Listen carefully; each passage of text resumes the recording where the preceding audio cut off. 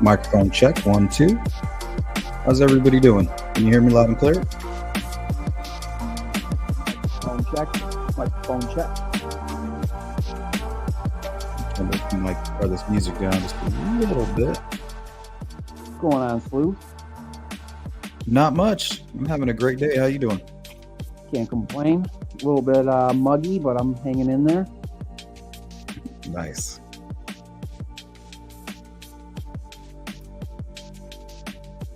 All right, you ready to dive into all this information today? I am. Let's do this. All right, so we're just going to hang out for a little while. We're going to let the room fill in. What's going on, Digital? Olivia 2, Sweet Caroline, Glenn, Lisa Sheriff, Silent Susie, Jill Moser, Chickapee Marie, Stephanie Robertson, Vanessa Marie, Blind Squirrel, that poor squirrel, Digital. She's living a fulfilled life. Purdue RN,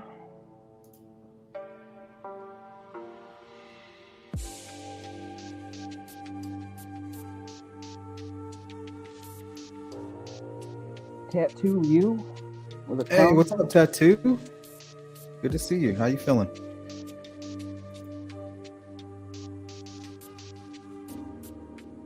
Looks like we got a lot of the usual suspects. Yeah, this room's filling up pretty fast.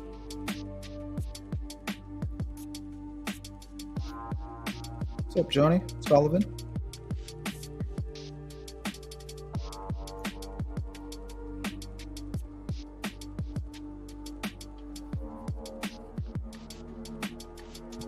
Well, I started chewing tobacco again. This just in, Olivia Newton-John passed away. Rest in peace. Just got an alert for that on my phone.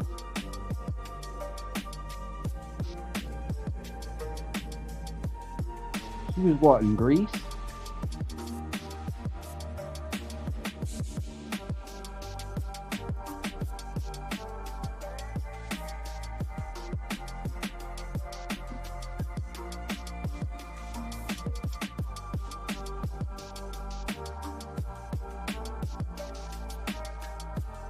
So, Bill, I asked my wife, I was like, hey, at any point, if you think I'm spending too much time on YouTube, let me know. You know, because she'll come in here and she'll help me like go over theories and stuff. And she was like, no. And I was like, are you sure? The next day she bought me this thing for outside of my office door. It says on air. Oh, that's pretty sweet. Yeah, she's awesome. My girlfriend just wants me to tell her when I'm doing it live because she's shy. Doesn't want her voice to be heard. Yeah, she likes that I'm doing this too. Nice.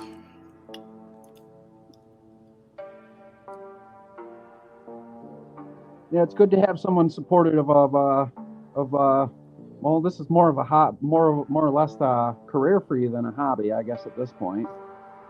Yeah, I'm here to stay. I mean, I've cut out, usually I take about 8 to 9 clients for what I do for a living. And I've cut down 2 of those clients because of the monetization on YouTube. It's allowed me to kind of supplement a little bit of my time. Yeah, man. I mean, yeah, this can get quite addictive.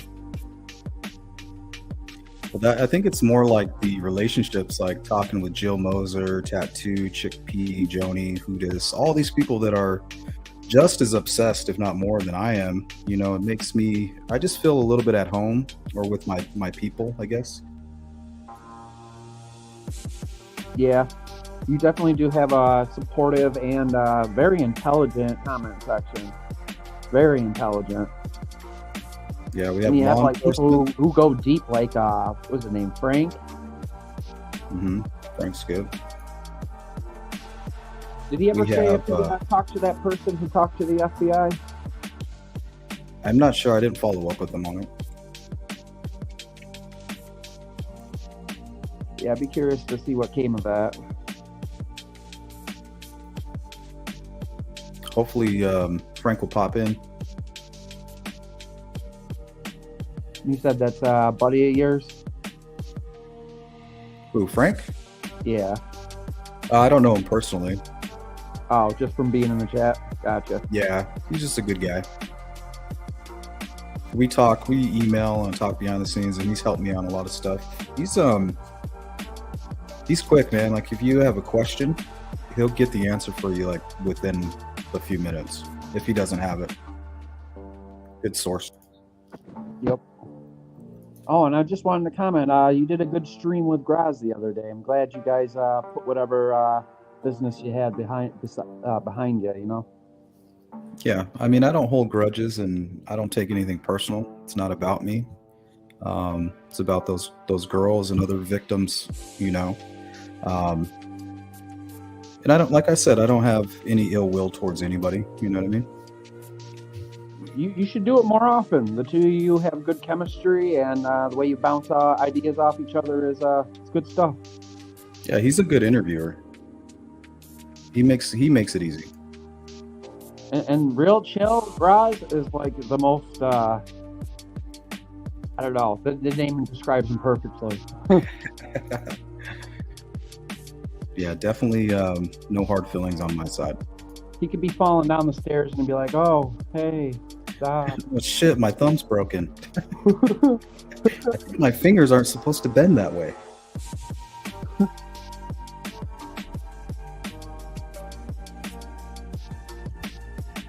Wow, we are up a lot more people from the last time I looked.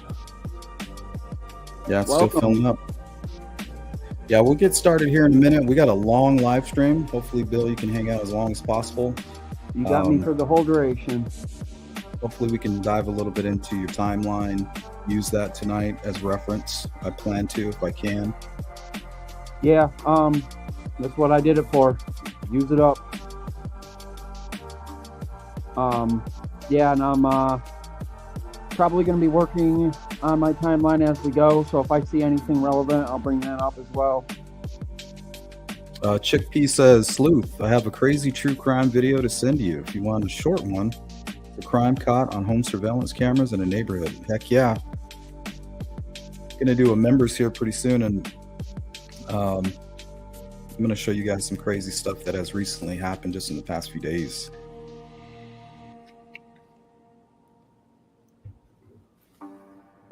Also, at some point, you got to do the follow-up on that stabbing at the smoke shop where the cashier stabbed a teenage burglar or attempted burglar.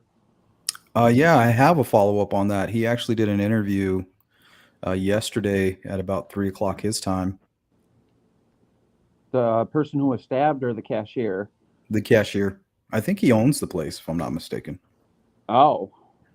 That I did not know. And apparently he was robbed. He said he was robbed about, I think, a few weeks prior. And he actually pulled his knife out, he said, and he showed it to the robber, and the robber left.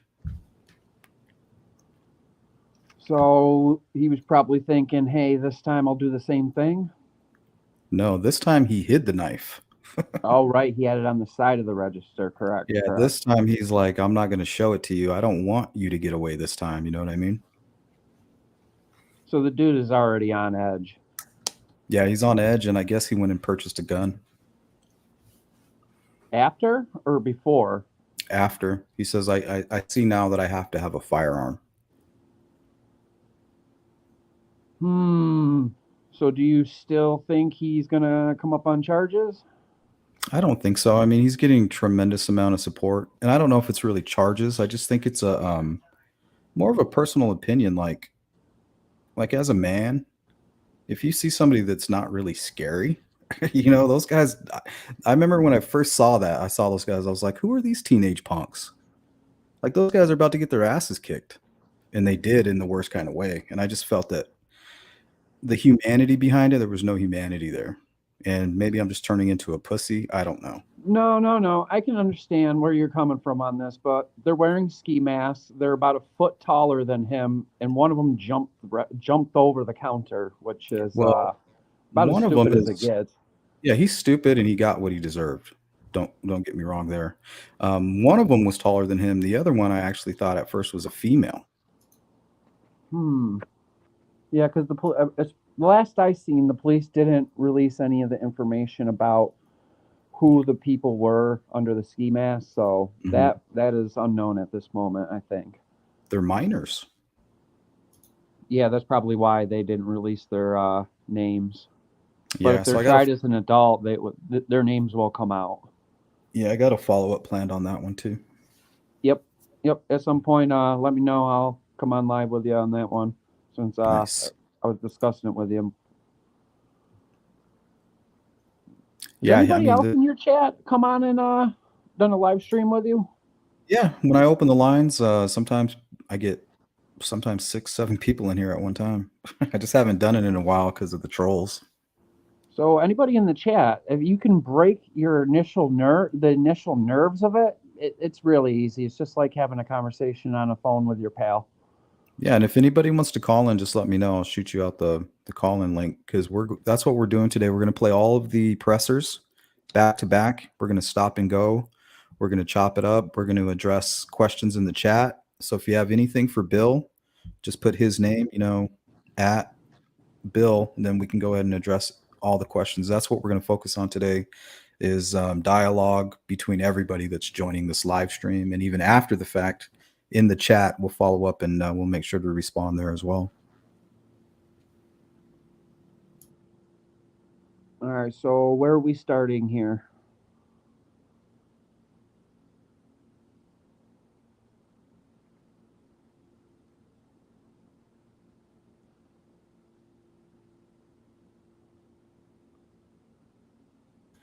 We will be starting on July 17th, 2017. I believe this is the first presser.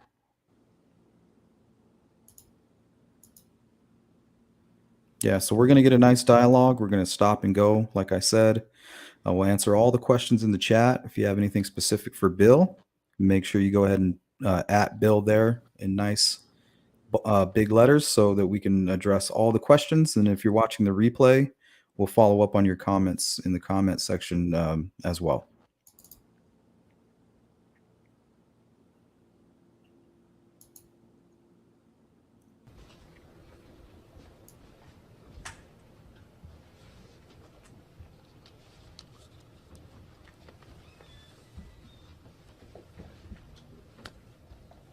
We all here? Okay. Good morning. Thank you for showing up. Basically, as you all know, we have sent you out an email with 2 photos in it. We would like you to put both those photos in those when you talk about this case. We want the original photo that was put out earlier, and we also want the composite photo. So please, when you're putting out your information, we would like all that on there, please. Introduce a few people that are standing behind me before we get started here. You got Lieutenant Tom McKee from the Indiana State Police Post at Lafayette, Tony Liggett, sorry, from the Delphi, Carroll County Sheriff's Department. I'll get to this right here in a minute. Kevin Hammond from the Carroll County Sheriff's Department, Jerry Holman from the Indiana State Police Detectives out of the Lafayette State Police Post, and Tony Slocum, he's a Public Information Officer out of the Peru Post. We're here to talk a little bit about the release that was put out. So I'm just basically going to open it up to questions. I will tell you now that most of the information that you have in the news release is about all that can be released at this time. So there's not going to be anything else real exciting, I guess would be the word, that's going to be put out there. But I'll be more than happy to take questions, and we'll go from there. How did artists develop this sketch? Was the sketch made with the help of an eyewitness or eyewitnesses, or was it made solely from the other picture we've seen so often? Basically, I can't really answer that question completely. I can tell you it came from the investigation itself, from officers looking into things, to tips and leads that have come in, that people that have come forward, we've got information from there, and the composite was put together with that information. Why release the sketch today? Did it just get finished? Have other people already seen this, including the family? Now it's just the right time to release it? This picture was released at this time because that's when we felt that it needed to come out. The information needs to be put forward, and we wanted to get it out there so people can look at it. And it has, again, it has just taken a while to get this thing put together, and that's why it's taken so long to get the picture out. In the realm of evidence and leads that you have, how big is this photograph? How much are you counting on this artist sketch or the photograph of the sketch? I mean, it's like anything else in a case. Anytime we get something new or some information out there, we always feel it's important to the case. We feel this is very important because it actually gives a better view of the person in the picture that you see down below. It shows a little more facial features, gives you a little more information on what's we're looking at, who the suspect might be, and that's why we feel it is very important that this picture's out there at this time. Okay, I want to stop there just for a minute because I wanted to get everybody's opinion on this. Does it sound like Kim Riley's basically saying that all we're really doing is trying to clear up what you're seeing in the video, and then maybe he only got a few details from some witnesses? Yeah, that's roughly what I'm getting there too as well. Okay, it's almost like this sketch is more of our interpretation of what you're seeing here in the video. Is that what it seems like? Yeah, it could. Yeah, that you could interpret it as what they seen in the video is what they're basing that sketch off of, and what they think it looks like.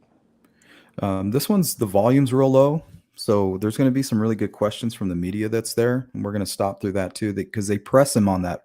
They ask him, did this sketch, where did it come from, and who, were there witnesses that helped with the sketch? And he kind of dances around that question. So I just wanted to kind of put some emphasis on that. Is there any way you can raise the volume on the video just a little bit? I'm having On this little one? bit of a hard time hearing it. On this one, no. Actually, I could share my screen and play it louder that way. And that's kind of what I planned to do, and I actually forgot. This is the only one that's low, though. Okay, yeah, if you just want to continue with it as it is, that's fine. I'll just try to get closer to my speaker.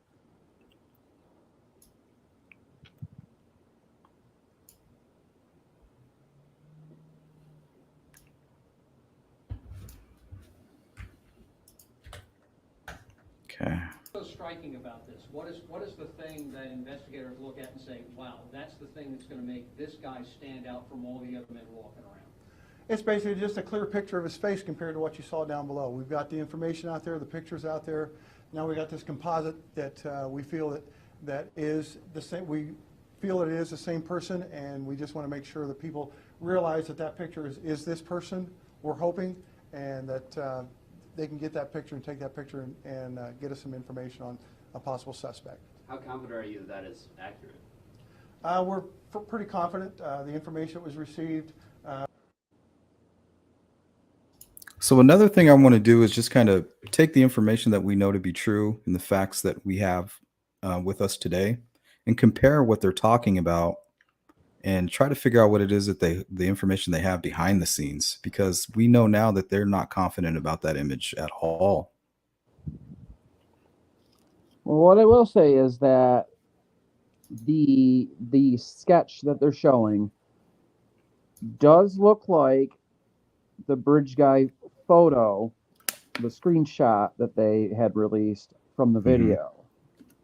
At first glance, the face matches up, the hat roundabout matches up, and what he around the collar area, what he's wearing matches up. So I think this sketch could be based just on the video, or mostly. I'm thinking maybe there was a witness that was like, yeah, he was wearing some type of short billed hat and he had scruffy facial hair. That's all I can remember about him. And then maybe another witness gave another detail, and then they take that along with what they see from the video, and then they come up with the sketch, Well, the short billed hat thing I can comment on because I have this right in front of me right now. And the no blue eyes thing. There's a witness here. Let me look it up real quick. So, yeah, witness said that they seen the man wearing a short-billed hat and a scarf, but they were not wearing the blue jacket. Yeah, I wonder if they recovered that jacket. Yeah, that would be that'd be huge. I wonder if that's where they got the scientific element, the fibers and all that stuff. Well, that could be. Well, if the rumors are true, there was a fight. Libby fought, and she could have the DNA under her fingernails. Yeah, I heard that as well. Those were from the David Erskine text. All right, let's continue on. Yep, go ahead. With that information, we've been able to put that together. Again, this thing wasn't drawn up overnight. We've been working with this picture and with the suspects that the witnesses that we have that would put this together. So it's not something that we did overnight. This has taken a while to put together. Those witnesses, did they see them in the area, or did they call the tip line with that information? I really can't go into that because we don't want to. If you guys can't hear the questions, the reporter asked him, can you basically tell us where the sketch came from? Compromise the case itself. But when you say witnesses, so multiple people were able to help you out with this? There was people that were able to help us out with this, yes. So a lot of people will say you guys are releasing this now because you've run out of leads. That's not true in this case, right? No, we're still getting anywhere from 5 to 10 tips a day. We're still getting emails, so it's not something that is just, this case is not dried up. It's not a cold case. This case is still very active. If you didn't have those tips, we may never have seen this picture in the first place, right? The possibility, yes. What's the attitude of That's a no. working on this? That was a no, right? It's a possibility. Yes, is the cops' way of saying no. Or we 'Cause don't. they would have been able we to don't get know. They would have been able to get that sketch. Otherwise, Yeah, and the possibility. I mean, that word alone, you can put that for anything. Will that's how I aliens invade? interpret it. Yeah, are aliens going to invade us today? Possibly. Yep, Not that's likely. how I interpreted that. Yeah. I mean, the fact So that there's a yeah, constant- I'm gonna guess based on the video, maybe a few elements based on witnesses, because he does say that it is based somewhat on witnesses. Yeah, and as we go through the other pressers and the information that they're providing, and we kind of see how their case is evolving, we'll kind of see what's going on in their mind and how their direction is changing. But we all need to keep into consideration that they already know about Anthony's shots right now. They're fully aware of that information. One second here. Mandy Ray says, "Isn't it rumored that the witness was actually Good giving morning. a Thank you for false showing up. suspect profile in order to basically, as divert you all know, we attention have- from her father as a suspect?"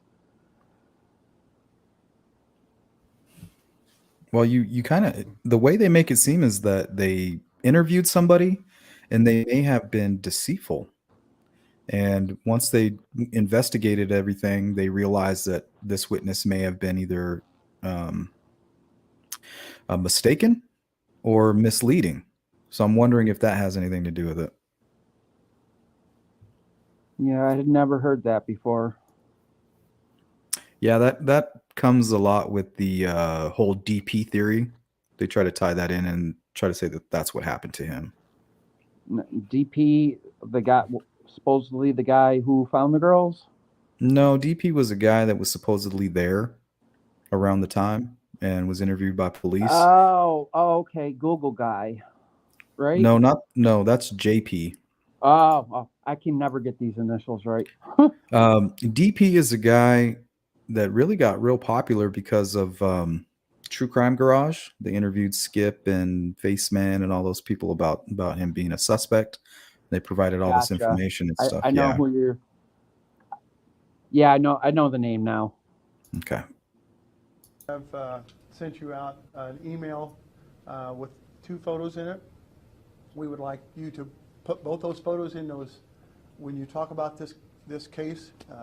We want the original photo that was put out earlier, and we also want the composite photo. So please, when you're putting out your information, we would like all that on there, please. Introduce a few people that are standing behind me before we get started here. You got Lieutenant Tom McKee from the Indiana State Police Post at Lafayette. Got information from there. And sketch or the photograph of the sketch. what you see What's up, down Frank? below, it shows a little more facial features, gives you a little more information on what's we're looking at, who the suspect might be, and that's why we feel that this is very important that this picture's out there at this time. What's so striking about this? What is the thing that investigators look at? Hey, and say, Frank. Wow, that's the thing that's going to make this guy Deb. stand out from all the other men walking around. It's So the basically reporter just a just clear asked, picture of his what's face going to compared to make what you this guy stand out more than the others, or make this photo stand out more than the others? Something Mhm. along those lines. saw down below. We've got the information out there, the pictures out there. Now we got this composite that we feel that is the same. We feel it is the same person, and we just want to make sure that people realize that that picture is this person. We're hoping, and that they can. Did you catch that? What did he say? I'm sorry. I He was trying said to this look at is the stat. he said this is the person that we're looking for. We're hoping. Yeah, I hate when they say stuff like that, Get that leaving picture, things take up that to picture, question and rather get than us some giving us information on definitive a answers. possible. Yeah, these guys are not sure. They don't seem very sure about the information. Maybe they were suspicious from the beginning. I don't know. Suspect. How confident are you that is accurate? We're pretty confident. The information that was received, with that information, we've been able to put that together. Again, this thing wasn't drawn up overnight. We've been working with this picture and with the suspects that the witnesses that we have that would put this together. So it's not something that we did overnight. This has taken a while to put together. Those witnesses, did they see them in the area, or did they call the tip line with that information? Okay. Witness says, did they see the suspect in the area? Did they call in the tip line? How did they provide the tip? Really can't go into that because we don't want to compromise the case itself. But when you say witnesses, so multiple people were able to help you out with this? There was people that were able to help us out with this, yes. Judge Moreno, a lot of people will say you guys are releasing this now because you've run out of leads. That's not true in this case, right? No, we're still getting anywhere from 5 to 10 tips a day. We're still getting emails, so it's not something that is just, this case is not dried up. It's not a cold case. This case is still very active. At this If you didn't point, have those it's tips, what, we may March never have- March 2017, Right here, it's July. July 2017. So they're only getting 5 to 10 tips a day at this point. When they release the video, they get, I think it's like thousands a day, Mhm. something like that. And it's almost like they knew that the image from that bridge could be hurtful to the case because it's so misleading. All right, so yeah, this is July 17, 2017. Okay. Seen this picture in the first place, right?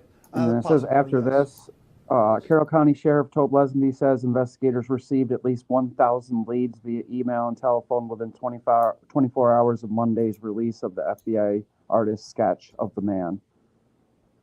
So it's an FBI artist sketch. What's the attitude of the troops working on this? I mean, the fact Thanks, that Bill. there's a composite that's infinitely clearer than the picture we've been looking at. I mean, what's the mood? What is the feeling among investigators who've been grinding away at this for 5 months now? Well, anytime you get new information, officers are always excited about that information. It kind of builds up their confidence on the case itself. With this information here, we're really, it really excites them, lets them know that, people are still caring about this case, that people are still interested.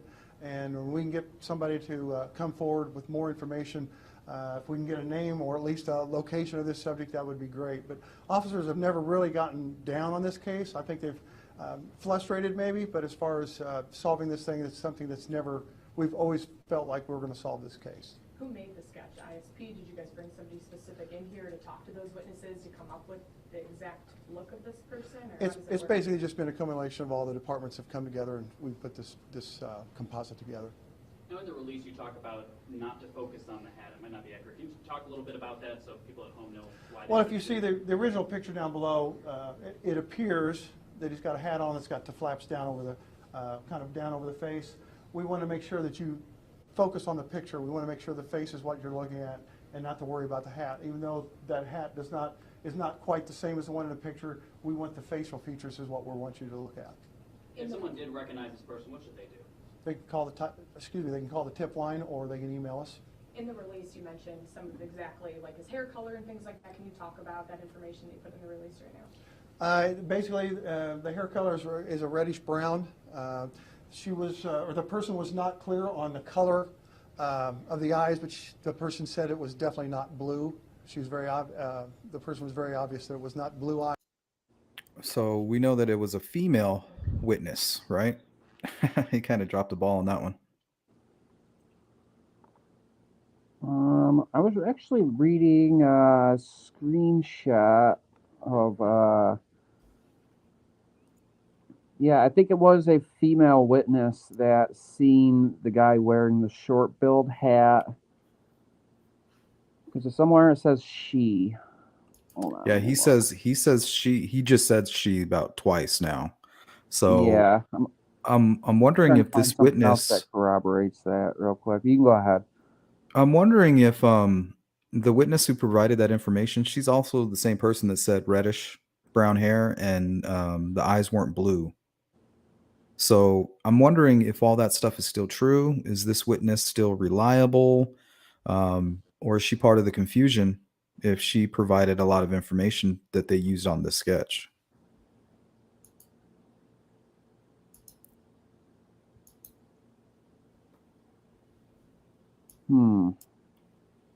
Yeah, it says the early witness described him to L.E. before she saw Libby's pics, exactly like the pics, except the scarf. So before she saw Libby's pics. Oh, So, so that's like verification then. well, no, this from an unverified screenshot I'm getting this from. So Oh, okay. So it starts off, I answered a question of yours earlier today. The witness that saw him leaving did not report the blue jacket. He only described the short-billed hat and the scarf or whatever it was over his lower face.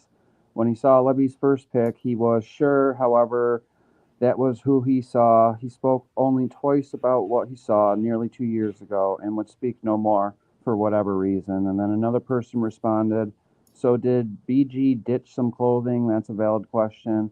And then the other person responded, the early witness described him to LE before she saw Libby's pics, exactly like the pics, except the scarf. Who just said he went back to the trail after the girls were found and spoke to cops. Oh, okay. They're talking about something else. Okay. Yeah, I'm familiar with those posts, Bill. I had trouble tracking those any way to verify that information. Yeah, I got him on my timeline as unverified screenshot, so you got to take it with a grain of salt, you know. There you go. Yep. But they did mention that they were not clear on which color it was.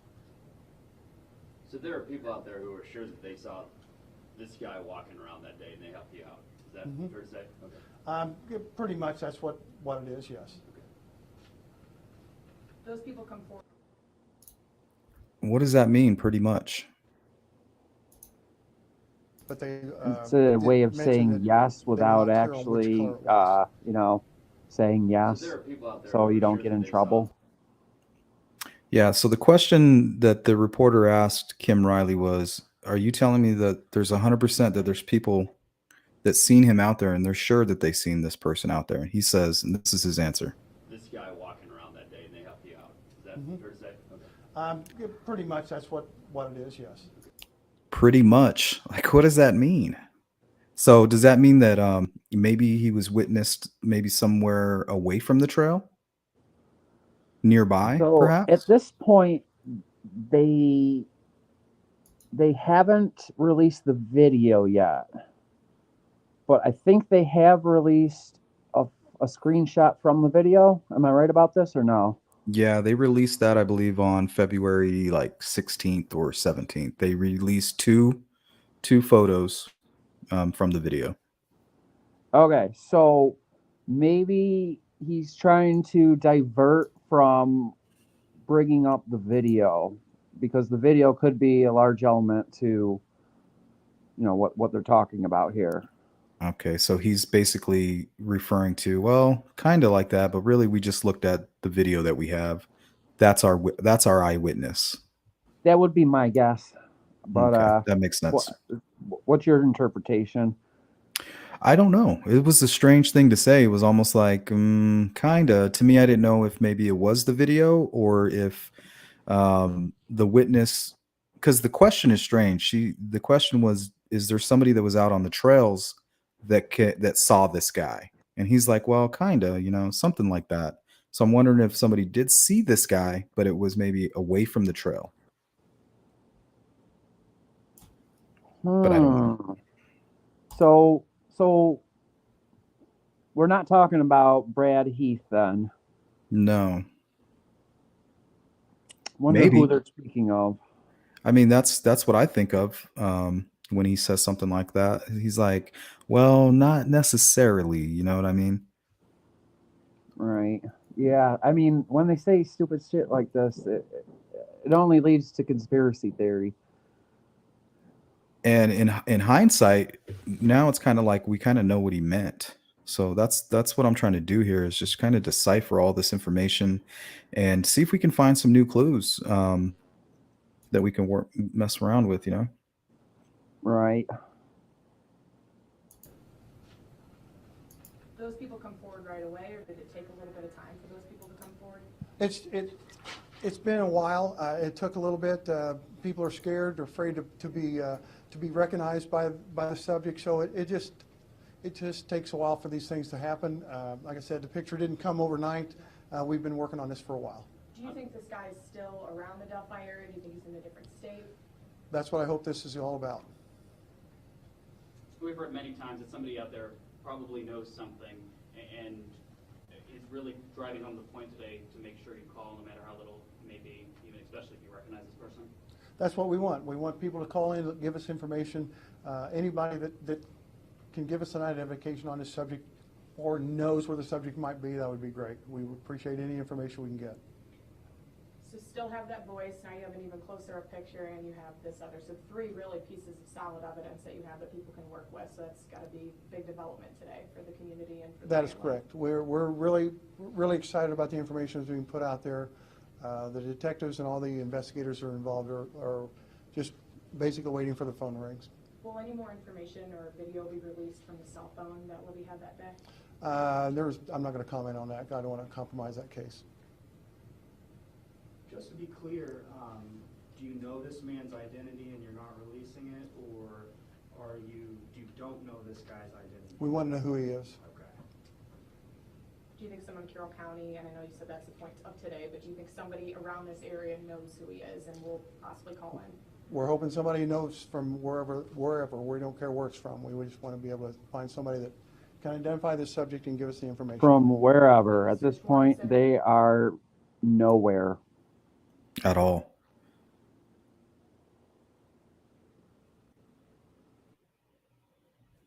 Come now that you've released this person's picture, anything else developing after you put his picture out there today? Well, we got to just do the investigation at that point in time and see what happens.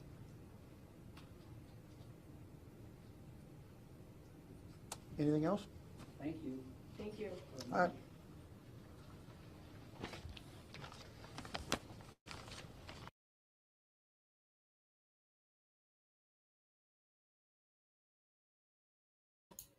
All right. Anything before we jump into 2018? Yep. Hold on 1 second. Let me see if there's any follow up with the news.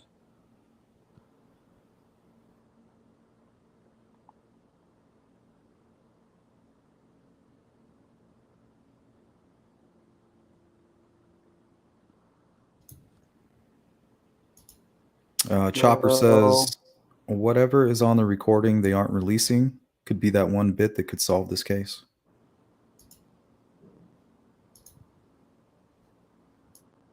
So I'm not sure if this was said during the press conference or if this was a comment afterwards.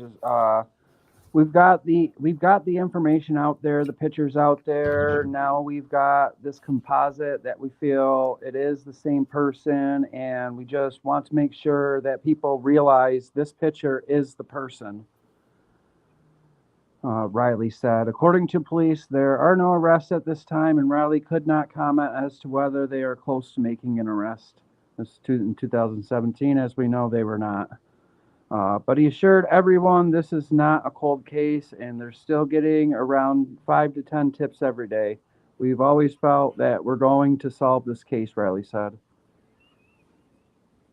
And another strange exchange between the reporter and Kim. But real quick, I want to give a shout out to Sally Hiller. She just gave my channel a large donation. We'll make sure we put it Wow, to good Sally, use. that's very generous. Thank you so much. So the reporter asks, so are you telling us that you believe that this person is local from Delphi? And Kim Riley's response was pretty interesting. He says, that's what this is all about. All right, say that one more time. My bad. Well, the reporter asked him, so you're saying that this person's local and that he could be from Delphi? And Kim Riley says, that's what this is all about. Like the whole sketch, the presser. He's basically saying that's the point of what we're trying to do here, from what we understand this So person. maybe their motives with doing this presser had absolutely nothing to do with releasing the sketch.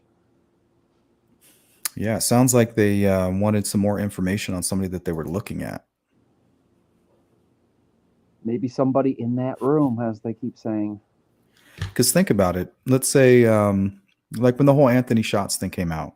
So you have Anthony Shots, you have all this, information that points at Kagan Klein, and then you have somebody that comes forward and says, well, Tony Klein or friend one had messaged me or tried to meet me using, the Anthony Shots thing, or I did meet them. So if somebody came forward with that type of information, you could actually bring that and probably start, the court hearing and get something going with that information, I think. Yeah, just like fishing for information. Yeah, something to support their theories, Yeah, like if all these big news things that keep coming out, all these pressers are just a way to cover their ass for not having anything.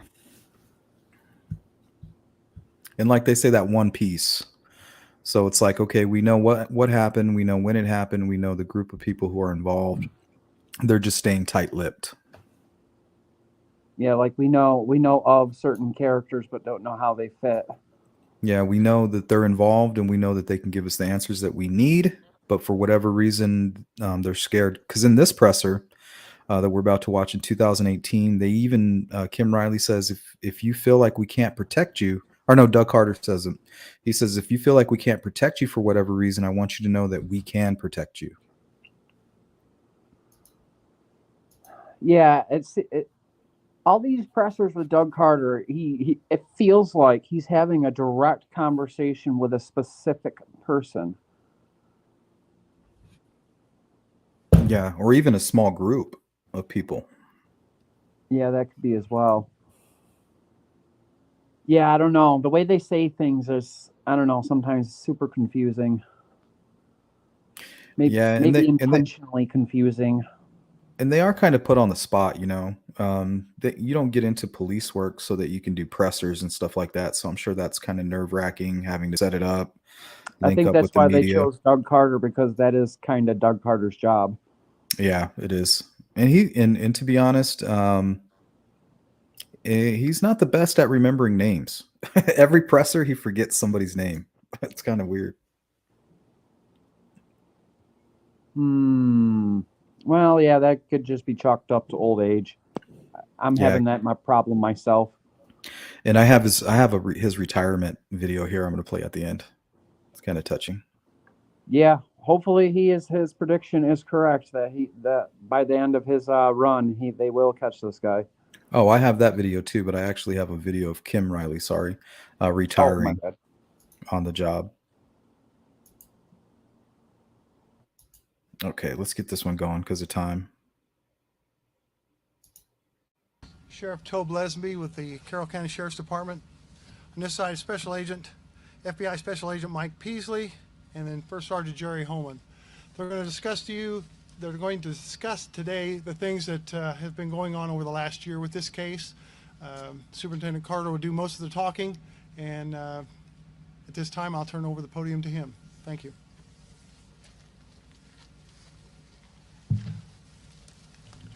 Well, first of all, welcome.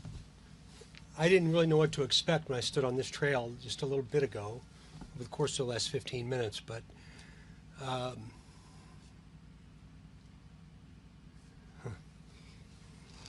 very uncomfortable feeling. We're a year in. a year today. I would be remiss to not talk about the people that have made this whole for the first year without an arrest. We talked about Sheriff Linsonby, who stands behind me to the left, and Kevin Hammond, Mike Peasley with the FBI, Jerry Holman over my right shoulder, Steve Buckley, the new prosecutor Nick McClelland here in Carroll County. What I've seen over this course of the last years are memories and times and comments and things that will stand with me and live with me for the rest of my life. The very best of humanity in the very worst of times. I was able to see from afar this community in Carroll County in the city of Delphi come together and support not only law enforcement, the people that were here that have given so much of their lives to this case, but also to the families. And I just wanted to say I am forever humbled. I don't know what you expected today, but I came to plead and implore you to keep this out front and center. I've said before, and I'm confident I'll say again, I hope that one day when we all meet Abby and Libby that they tell us you did well. That's my hope. We cannot allow. What's up, Dad? This is a good question here. Is that Celeste Monroe?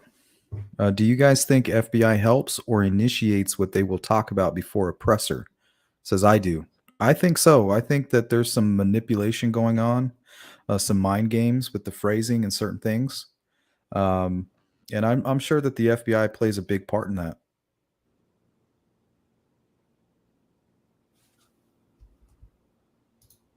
What's going on, We D? Welcome cannot to the chat. allow evil to prevail. Our world is completely out of balance, and we cannot allow that to prevail. I've said all along that we, as an agency, will be here as long as I'm breathing and as long as Governor Holcomb allows me to continue to stay in the position that I hold. I have the opportunity to brief him regularly. This isn't about how many hours we spend. It's not about how much it costs. It's about every single asset that the ISP has. We will give to this sheriff, this community, and to each and every one of you. Because I refuse to What's going on, accept Susan? evil as a standard bearer in American society. Not here. People have oftentimes asked me, why is this so personal to you? It's personal to me because those two young girls were everybody's daughter. In this beautiful place that represents the very best of humanity. And look what happened. That's why it's very personal to me. And I just hope that one day I can look into the eyes of a murderer and ask him why. And I believe that we will. I believe that we will. I know you have a bunch of questions for me. But please understand, if the question has to do with the investigative process, tactics associated with the investigation, what only the killer would know, that we know, I can't answer your question. And I just ask you to ask for you to please understand that when we open this up. Many people have said, did you think it'd be a year? I don't know. I don't know. How do you answer that question? I believe we're one piece of the puzzle away from figuring out who this individual is. Then the real work begins.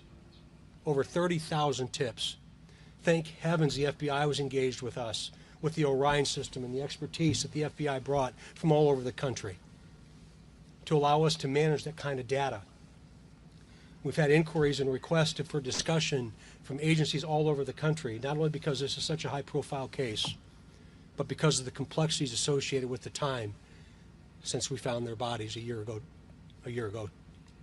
tomorrow.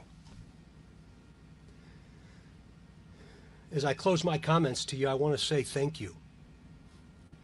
The complexities I've had of the pleasure of having time between when we found the bodies and then. Yeah, what does that mean?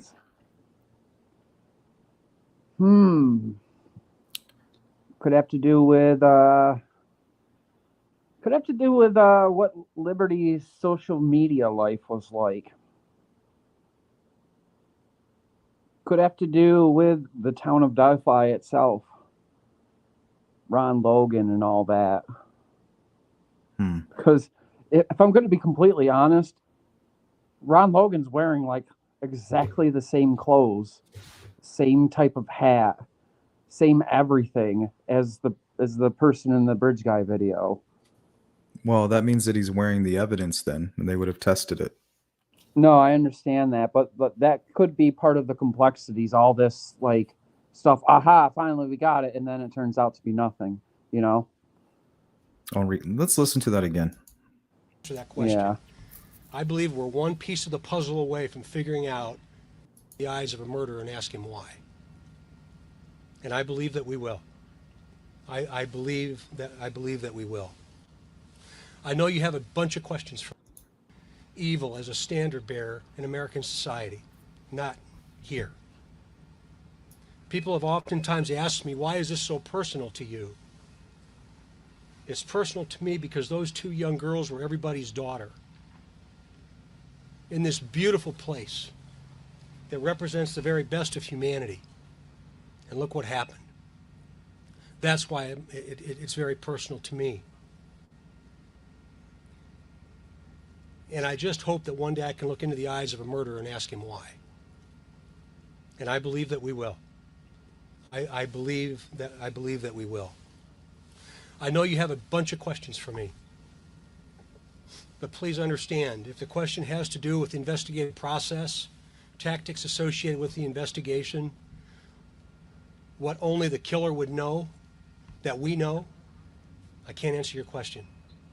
And I just ask you to ask for you to please understand that when we open this up.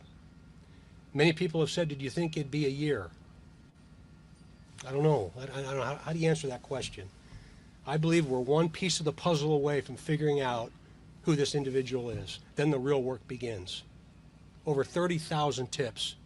Thank heavens the FBI was engaged with us, with the Orion system and the expertise that the FBI brought from all over the country to allow us to manage that kind of data. We've had inquiries and requests for discussion from agencies all over the country, not only because this is such a high-profile case, but because of the complexities associated with the time since we found their bodies a year ago. Okay, so for some reason I heard him say timeline. So he's not referring to the timeline. He's referring to just the passage of time.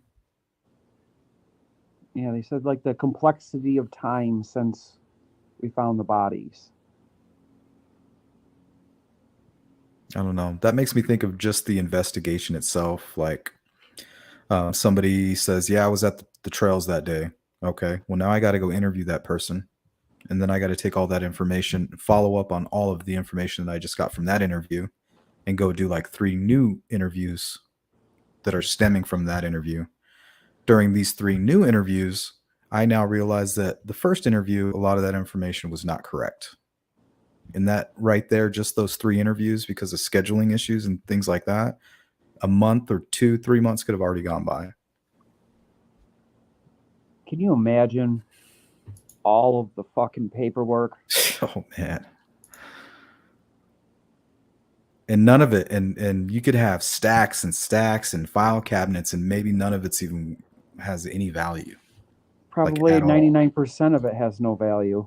I mean, we're talking about like hundreds of thousands of tips. And only one person is going to end up being right. Maybe nobody. Maybe they'll solve this without a single tip. Well, I'm just hoping that somebody does the right thing and says something, and then we can all celebrate and talk about the case and how it's solved and how great that is, and then we can go ahead and we talk can about go something back and else. see either how right or how terribly wrong we've been. Yeah, and see how terribly wrong they've been as well. Right. You know what I mean? Right, because I'm And sure they're not without their mistakes. and possibly we could be wrong, or we could have been very close from the beginning, just with our bouncing ideas off and asking. Sometimes it's not about accusations or POIs. Sometimes it's just about a good question, Yeah, all it takes is just like one perfectly formed sentence for somebody to be like, oh my God, that's who that is, Yep. a year ago tomorrow. As I close my comments to you, I want to say thank you. I've had the pleasure of having relationships with our local media and our statewide media and even our national media for more than 30 years. I appreciate our partnership. I appreciate our partnership. I've had the opportunity to travel to the East Coast and the West Coast with Mike and Becky and the families to continue to perpetuate this message if somebody out there knows who this individual is. None of that's possible without you. It's We're trying. really, really important that you understand how important and what the importance of the role is that you play. Technology is wonderful, but technology can also challenge us. I would ask that folks not continue to compare photographs on the internet. Please, if you have an idea of an individual, of a comment, of a phrase, of a name, that you send it to us. It creates lots of complications when that analysis is done outside of the purview of the experts that I happen to be able to. There's so many YouTubers right now that have their fingers in their ears going la la La la la la la la la la la. la. I can't hear you. I can't hear you. Present there standing behind me today. But So hey, I hope you hear me they're loud not and saying clear. it's illegal for them to do that. It's just it makes things more difficult for them. Well, he didn't even ask him not to do it. He just said, "Don't do it online." He's like, "If you have a good one, just send it to us." Like, we're not saying don't compare. Just don't compare and put it online and make a video about it. Yep. So yeah, if you're listening, don't use real names. Yeah. Use initials, vagaries. Unless the guy's already in prison for like child molestation or something like Right, that, right. then Then it's please, free game. Free then game. please blast his name everywhere. Just like Kegan Klein. Who's that other piece of crap? The one with the put the girl in his basement with a dog and shit. Oh yeah, that's Chadwell. Yeah, Brian Chadwell. Brian Chadwell, some three name thing. Yep. And who was that piece of trash that kidnapped or went to a church and held those like three girls hostage, killed one of them because she wouldn't do what he said. Well, it wasn't a church; it was a Catholic supply store, and Oh, right. he was basically out looking for work, and he stopped by a bar, and he had a few drinks at the bar, and he even left. That's how they caught him, because he left his card. Thomas Jerome Bruce. He left his card there, like, Bruce. hey, yeah, if you hear of anything, give me a call. You know, I'm looking for employment. So he left the bar completely smashed, and apparently he got his what do they call that? Liquor courage or whatever. So And he had when been planning something to do this for a long time, but the alcohol finally allowed him to do it. yeah, that's what it seems like. It seems to be his MO. But yeah, it's very that case actually, I think, provides some insight into how one single perpetrator can take on two victims simultaneously. Because if you Yeah, I look at believe it, that's why it was originally brought up, is because it seems so similar because he's controlling other people. that and the fact that what he was wearing is very similar to what the bridge guy was wearing, the blue jacket and what is that, a fedora or something? Something along those lines, yeah. Paperboy hat. Well, he'll never talk about it because I believe he's dead. I believe he took his own life. I don't think so. I think No? Thomas Jerome Bruce is I think he's still alive, if I'm not mistaken. He was only recently convicted, I think. Oh, so I'm thinking of something else then. Another thing that was tied to this case, but the person had taken their own life. I'll have to look into that. If you're watching this and you're responsible, today may be your day.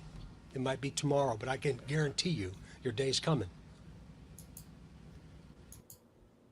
What do you think that the killer? What do you think's going through his mind when Doug Carter and people are talking to him directly like that? Well, if he's listening to what they have, at this point, which is a whole lot of nothing, which they're saying a whole lot of words to say they have a whole lot of nothing. He's probably thinking, all right, I'm safe. You don't think that scares him at all? No, in cases like this, like you see like people like, well, he hasn't like contacted the police with letters taunting them or anything, but like a lot of killers like enjoy the cat and mouse elements of it. Hmm. He feels like a star. And there was another serial killer who said he was trying to lead, he was trying to play the whole cat and mouse game. He thought he was like this real slick serial killer. He was going to be one of the worst. So he kept leaving all these little clues and these letters and all this weird stuff, but nobody ever noticed. Huh. Good. Isn't that crazy? So what if this killer is doing some stuff like that? We're just not paying attention. Yeah, and anytime I watch a live stream, I wonder, are they in the chat? Mm-hmm. Or, I watch a presser, are they in the crowd? Do they go back to the crime scene? Relive it. Yeah. I'm hoping Well, that recently we found out that they could have taken pictures or a memento. Yeah, that's what I was Something going to with say. them. I'm hoping that if they did take a trophy or something along those lines, that they can't bring it upon themselves to get rid of it. You know what I mean? Right, and usually they don't, because when they end up finding serial killers, they usually find like a shoebox or something, behind a floorboard or something that has, some little souvenirs.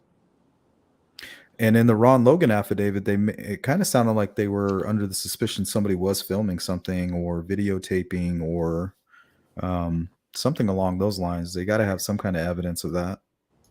And there was a piece of there's a piece of something missing. It's redacted, but it's probably a piece of clothing, because they said the next line after the redacted says all other clothing was recovered.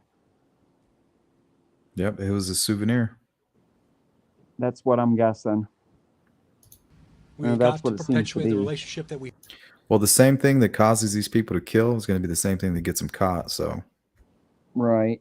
have. I still think the social media element is there.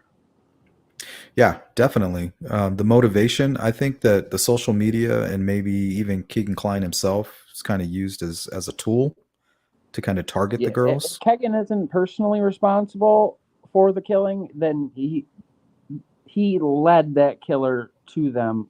He's responsible by proxy, I guess.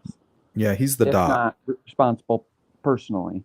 He could very well be the dot that connects the killer to the girls. It's just that blue outfit, man. It looks a whole hell of a lot like Ron Logan. Not gonna lie. So is Keegan Kline somehow related to Ron Logan? Yeah, to me, the bridge guy doesn't look anything like Ron Logan. I don't know. Maybe I'll make a video doing a side-by-side or something. Analysis. All right, let's keep going here. Yeah, go ahead. I'm We've got sorry. to not stop. Ladies and gentlemen, I've seen detectives that have given their lives to this case, that have held off and discussed holding off retirement, that have canceled family vacations, that work nights, weekends, and holidays, so that we can explain to you one day and to this incredible community, to our state, what happened. So our commitment is longstanding. It's real. It's as real today as it was 365 days ago, and it'll be as real tomorrow as it was today. We are not going away. We are not going away. With all that said, the floor is yours.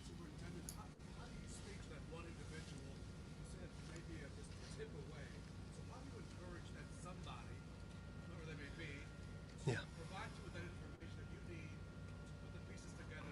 That's a great question. And the answer is each of you. I talked about that relationship. You see, in all of my career, I don't ever remember having the photograph of a person that we believe is responsible. I don't ever remember having the voice of a person that we think is responsible, or having a sketch of the individual that we believe is responsible. So, if all of you closed your eyes for just a moment and you thought of a family member, but you didn't think of them from the neck up, you would know how they stand and the clothes they wore and their posture. You would know that voice. I would know it if it was my father, just like you would know it if it was yours. Somebody out there knows who this person is. And fortunately, I'm not going to say unfortunately, fortunately, we have such a relationship with you that you've kept this front and center because we couldn't do it. We couldn't do it. But you guys are. I don't think there's multiple pieces to the puzzle, ladies and gentlemen. I think there's one piece. And it's having one individual with the strength to say, that was my brother, or that's my dad, or that's my cousin, or that's my neighbor, it's my coworker. That's all we need. And I think we're one piece away. One piece. Good question, Raphael. I appreciate that. How do Yeah. you measure progress? How much progress has been made in the last year? Yeah, it's another good one. How do you measure progress? How do we how do we know if we're making progress? Tips. I think if we do this mathematically, it's over 30,000 tips. Welcome, I've Copper. heard this guy say to me multiple times, Superintendent, when we're out of tips, we're going to start all over with the ones we got. There's this notion that this is cold. It's not cold. This is not going to be cold. I'm not sure where that comes from. So as those tips continue to come in, we'll continue to work them the very, very best that we can. We'll bring detectives in from all the posts around Indiana that I'm responsible for. And the local law enforcement entities that have resources, we'll bring them all together and we'll go out after the tips that we have. That generally leads to more tips and then can lead to more tips.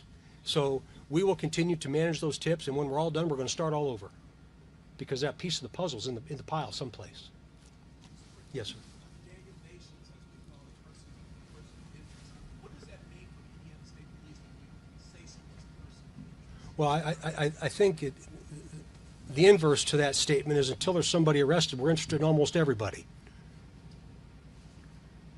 But we as you all know, we went out to Colorado and we spent a little bit of time with him. And he's not a person that we care a whole lot about at this moment We in have time. absolutely nothing, that's but all hey, I'll we say did about this. Before they went out there to meet nations, Kim Riley was talking a lot about DNA, and that once they go down there and talk with him, that they'll be certain if he was involved or not. So they have a way of verifying, once they have a suspect physically that they can talk to and get DNA from.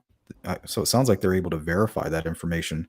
That's what kind of throws me off when I hear about declines. Right. I thought they ruled out, well, they didn't rule out anybody, but they said they are no longer looking at him because of the time frame of where he was. He had an alibi or something like that. Yeah, and then also just to follow up on the DNA part, somebody also I'm mentioned to sorry. me, somebody also mentioned about nations or the DNA that it might be able to exclude you as a POI, but also include you, but not verify that it's 100% usable DNA.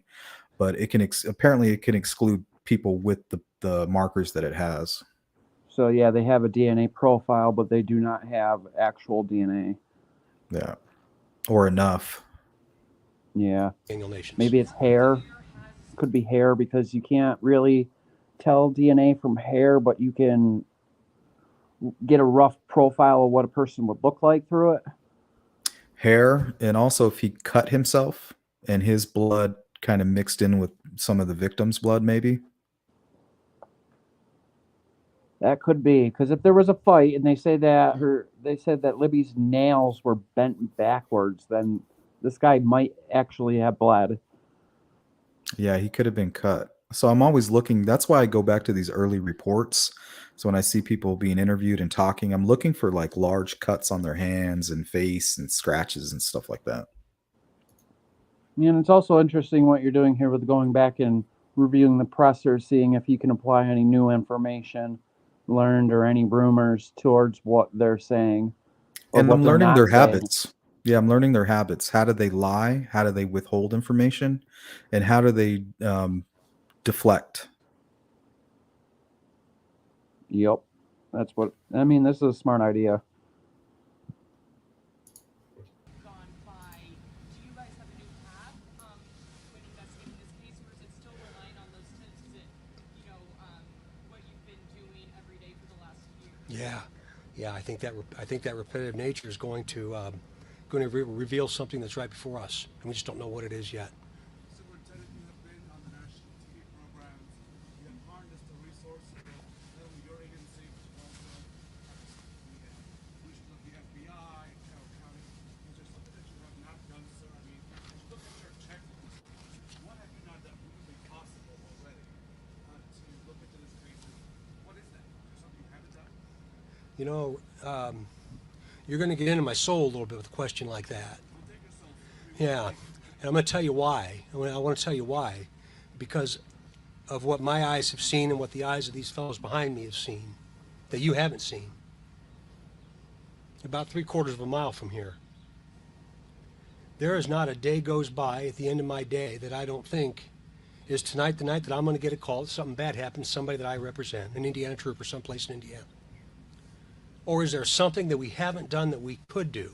Is there a level of support that I have not given to this sheriff or Jerry Holman and the multitude of resources that we have here in Carroll County?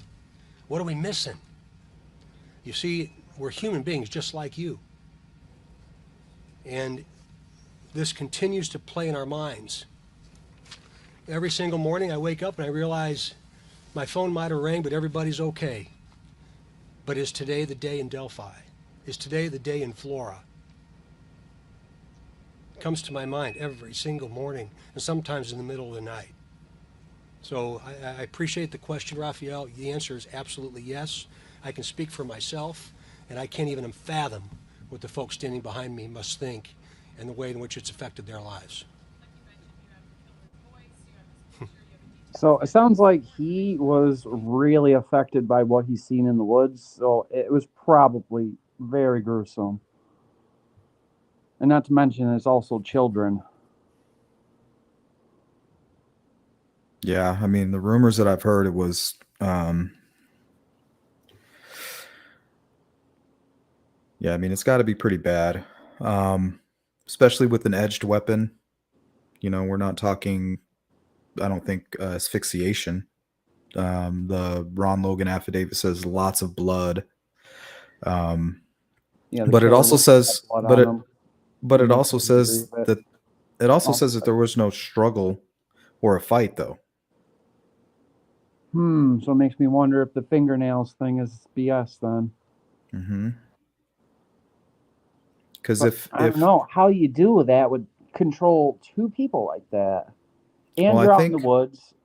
I'm And thinking what happened was, once they got down the hill, and they started to run, he may have struck one of the girls and wounded them very badly at that time without them even knowing it. You know what I mean? And as they're crossing, one of the girls could have stumbled. She fell and she's like, "Well, I don't know what happened." And Libby's like, "Well, I can't just leave you, you know?" But the killer's still approaching them. He's kind of taking his time, you know, and then at that point he's able to grab her as well, maybe. yeah, from everything I'm seeing too, Libby was probably the one he killed first, and then, or not Libby, but Abby was probably the one killed first, and that was probably done real quick without any foreknowledge that was going to happen, or the girls didn't think it was going to happen. Abby was stabbed, and then Libby runs, and then Because of her he shoe. chases her, kills her, and then goes back and gets Abby, brings her to where Libby is. And that's the positioning. Yeah. And also, Kim says, what did he say? He said something very strange about it. He says that there was one victim that was within that 43-second video but he's not going to say who, that was captured on the video or audio being attacked. So one of the girls gets murdered during the 43 seconds. Or no, he doesn't make it seem as though the attack is on the video. He makes it seem as though one of the girls was completely aware that she could possibly die. Well, yeah, because according to rumors and some bits of the affidavit, the girls were talking about the creepy guy already, and they were already at the end of the trail and saying something along the lines of, where can we go? And Libby says, well, there's nowhere else to go. So I think they're already off the bridge at this point. So I'm not sure where that 43-second, because they're towards the end of the bridge in that second photo that Libby took of Abby. And that one- Well, I know Gray Hughes in a video, he proved that they were not really on the bridge. They were at the end of the bridge and a little bit off to the side.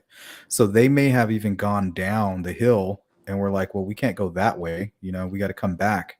And they're like, well, the guy's still coming towards us. But before they or can, maybe they walked to the creek bed themselves, like there's nowhere else to go. yeah. Could be. Just thinking out loud. Yeah, me too. 1 year later, you have all that information. Answer the question for me. I wish I could answer it. I've said locally, statewide, and even nationally that sometimes our citizenry doesn't trust us. And I acknowledge that and recognize that we are not without sin. I know that. And I would just like to think that the person that might know about this maybe doesn't trust us and doesn't want to tell us. Maybe they don't think we can protect them. Oh yeah, we can. Yeah, we can. And we've got to work to regain that community's trust, these community trust. And I think we're getting there. That's not $1 million question. That's $1 billion question. And I'd give my life to be able to answer it. Have you been able to clear anybody in this case? I think that the people that we have talked to at this point in time, we feel confident that there was no involvement. Months ago, it was mentioned, why haven't you released more of the video to give an idea of his gait, how he walks? And I think the comment was that you weren't comfortable at that time, you weren't at that point of doing that. 1 year in, are we now considering doing this? More to work with? No, we are not. We think that we've released enough now that if there's a possibility of identifying the killer based on that photograph, we'll be able to do that. And that's all I can say about the video and audio that we have. All right, so that says to me that they are not going to release any new information unless it's part of their investigation. And so anything we see from them, they feel is important. Yeah, and I don't know if it's going to be in one of these pressers, but either him or Kim, they talk about how they plan out and how precise the information that they give out. It's for a specific reason. He said even when they gave out the 2 first images to the media, there was a reason behind it, you know?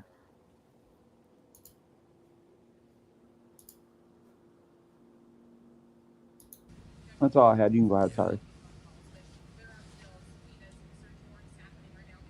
As needed, absolutely yes. Absolutely yes. That's an investigative process that will continue to perpetuate itself over time.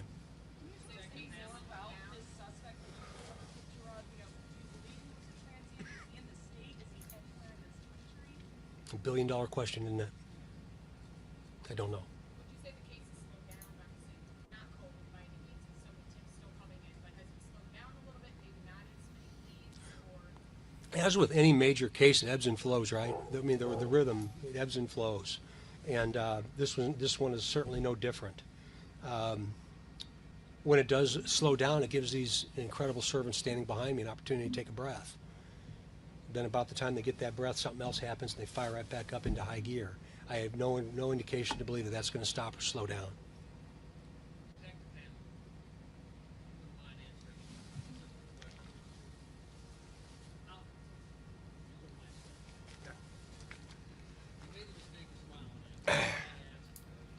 Hey, what's up, CD?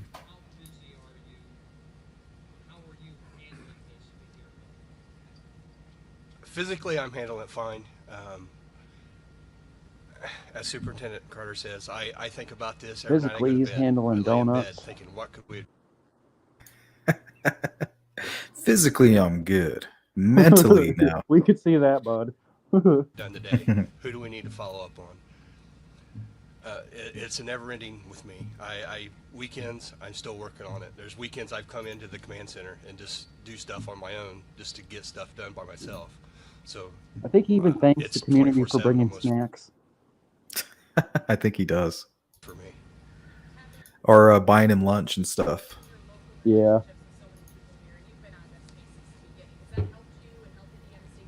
It's helped a lot. A lot of the state police that come in from other posts don't know the area, don't know people, so they'll come into me or even Detective Liggett, who's also helped. We help them out, get them to the right people, and follow up where we can. Detective, people are trying to find something to do. They want to be part of the solution. So, what do you suggest that they do as we enter the second year? Besides giving you that call that you need, what can the public do to help you get this case on the right track so you can talk? As far as local, the public's been fantastic. The support has been fantastic from Carroll County, from food to snacks to beverages.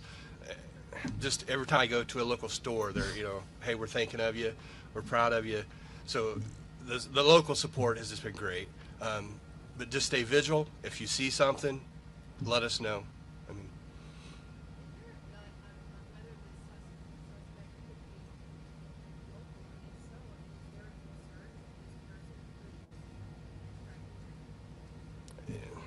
it could be local, could be distance. At this point, we don't know. Again, always be visual of your surroundings when you're out and about.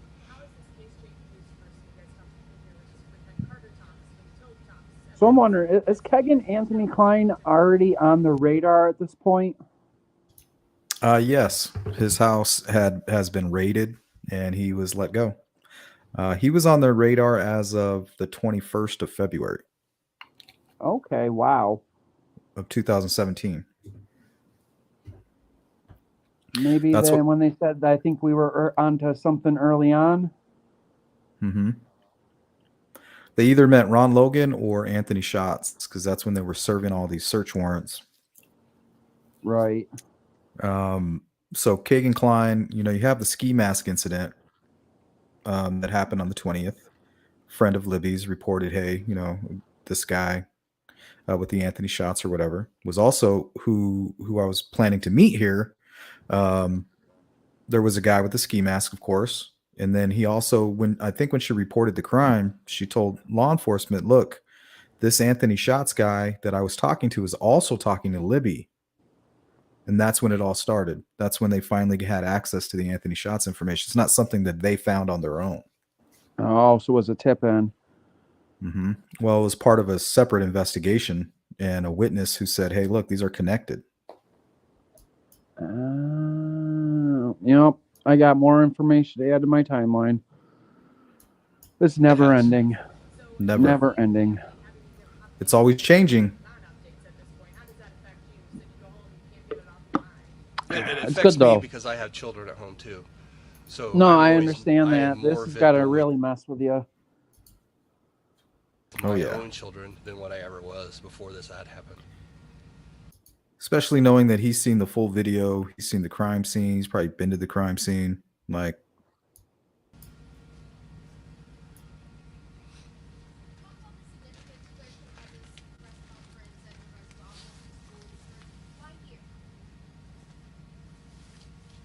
They asked why here. We had that very conversation, and having, was it going to be in town? Was it going to be at the city building? Was it going to be at the old office on the courthouse square?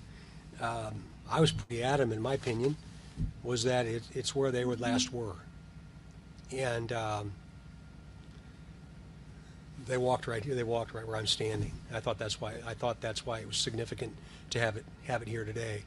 And the response was, what if it's snowing? And I said, who cares? So I think everybody would agree.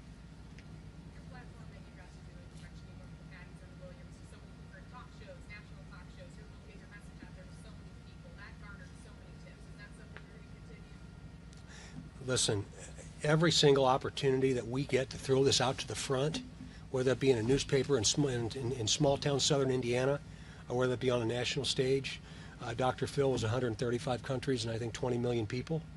Absolutely, yes. Again, it resonates with the relationship with all of you. Please understand the importance you play and how important it is that you're here. I didn't know what to expect when we flew in, but I looked down and I saw these. I saw this line of cars, and I'm so grateful, so very grateful to you. It's my hope that the killer's watching us. It's my hope. Take two more questions. He is, whether there has been speculation on social media, whether he's watching now on TV or online. He may think it's a year, I got away with it. Your response? Keep thinking that. Keep thinking that. Yes, sir. The reporter asked if the killer thought that he was getting away with it, and he said, "Keep thinking that." Well, I mean, I'm sure he had to. Question is, does he still feel that way?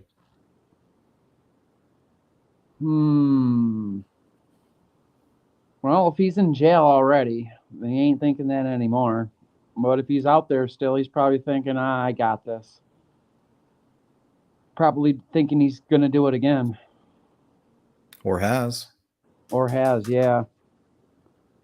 Because you don't just kill two girls in the woods and have it be a one-shot deal.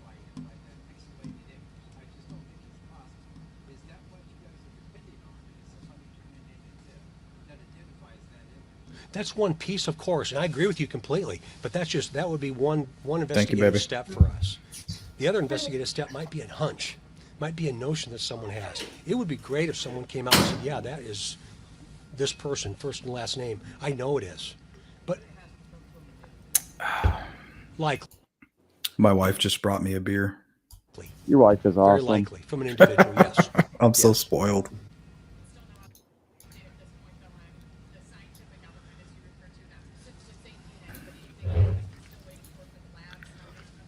No, the science piece of this I'm going to keep very, very close to the vest. Very close to the vest. The science piece. I wonder if has anything to do with the DNA or I don't know. Science piece to this is fabric. Anything forensics, I'm imagining. Yeah, fibers. But why is he keeping that close? Like, what does that mean? How is somebody going to... Well, he could be talking about the video forensics. I think at one point, Kim Riley actually mentions in an interview that it's actually some type of fibers. He says we have a human element and then we have a science. Like he separates the two. Human element, science element. Mm-hmm. Human element could mean witnesses. Science could mean DNA. Just a guess. And why keep that close? I mean, what difference would it make if that they're I like? don't understand. A lot of what they're doing, I don't understand. That's why I'm thinking fibers. Let's say these fibers belong to a certain rug or a certain something that you can purchase somewhere. Maybe they've located the item. If this person's aware of that, maybe he could just burn all his shit. You know what I mean? Or maybe we're talking about paint fibers. Mm-hmm. You know, little paint chips that are specific to a certain maybe job or housing location or something along those lines. And it could be the same thing that's leading them to believe the person is local. Maybe this scientific element is something that's only found locally. Yeah, like plants, like different type of plants or tree sap, stuff like that. Mm-hmm. Thank you very much for coming today. We appreciate your time. Thank you all very much. Could be based on what was found within shoe prints, what they were previously walking on.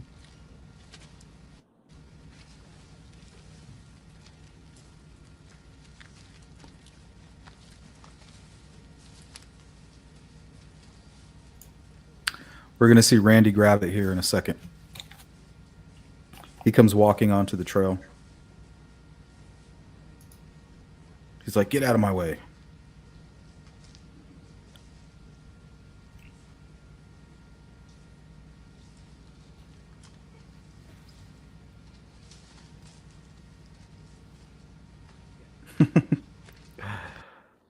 Oh, that's funny. He almost trips. Yeah.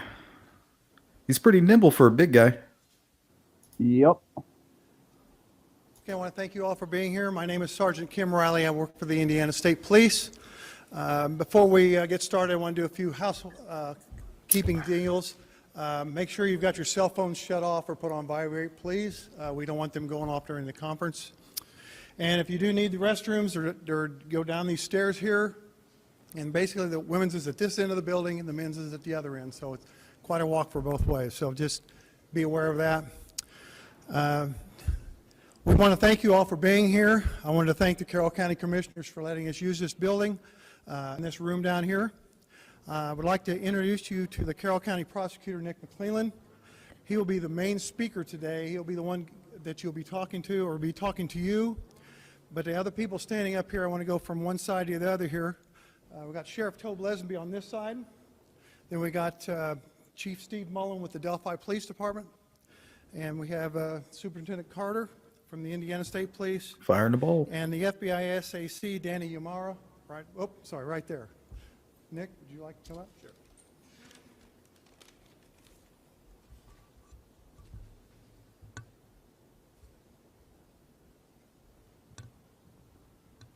I believe he's the youngest Thank you, Mr. mayor in Riley. Indiana State As history. he stated, my name is Nicholas McClellan. Yeah, and he wanted to get out in front of this. And I give him some props. I don't know if he's just got an ego with that suit and that fancy tie and all of that. But I gave him credit because he brought up the fluorifiers, and he made a point to say, hey, like, we're still working on that case. So I gave him credit there, but he keeps talking as if he's an investigator.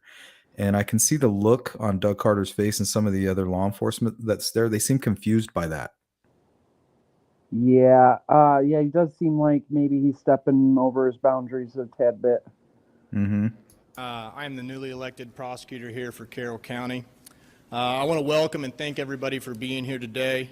This is an important occasion that we want to meet and talk about. Good night, Before Chopper. we get too far into what I want to talk about today, I want to remind everybody this is not the only open case that we have in Carroll County. We also have an open investigation for the Floor fire that resulted in the death of the 4 little girls. So I just want to remind everybody, we're here today to talk about Abby and Libby, but that case is not forgotten either. That is still a very active investigation that we're looking into, and we're hopeful that that case will be solved in the near future as well. As I say, we're here today to talk about the Abby and Libby investigation and about just that investigation in general.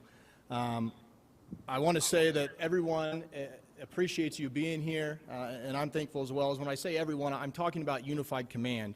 That consists of local law enforcement, ISP, the FBI, and everyone else that's working diligently to try to solve this crime.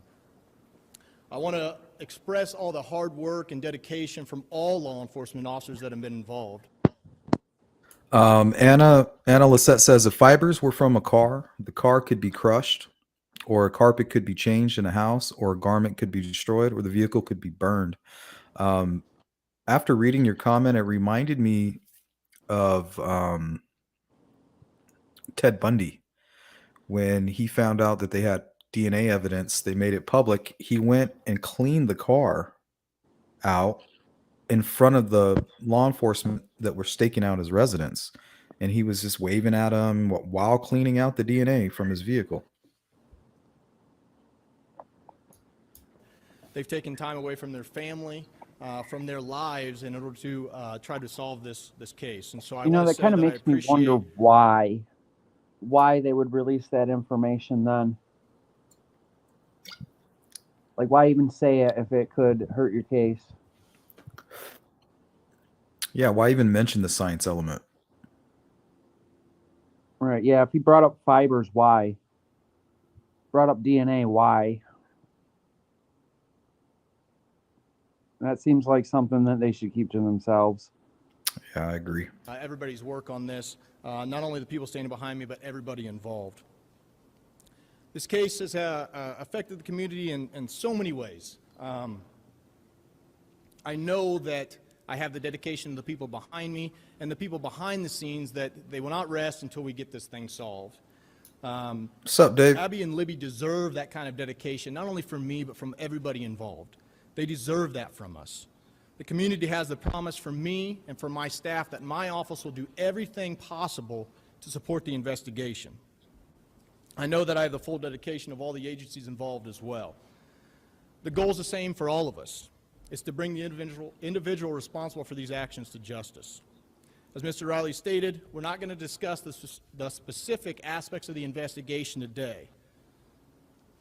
I've directed all law enforcement to review all requests with me, all public requests, before a response is given. That is simply to protect the integrity of the case. My main goal is to protect this case, to make sure that we don't do anything to jeopardize trying this case once we have someone arrested.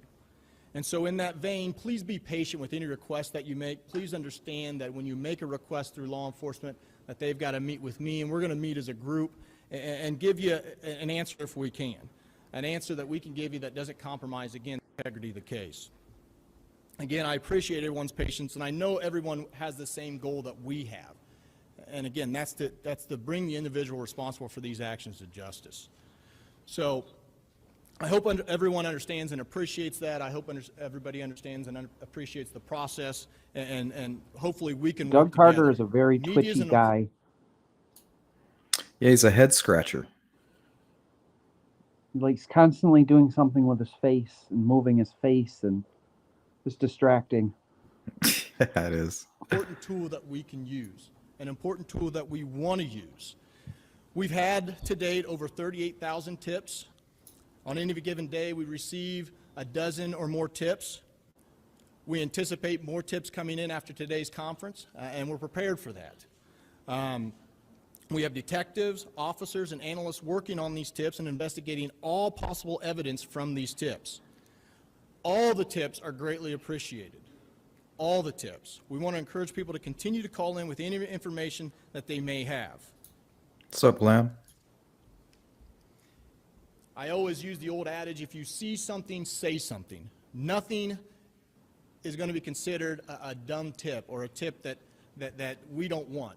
Information is our main weapon here. And so any bit of information that someone has, they need to call in and give us. That could be the missing piece that we need to solve this thing.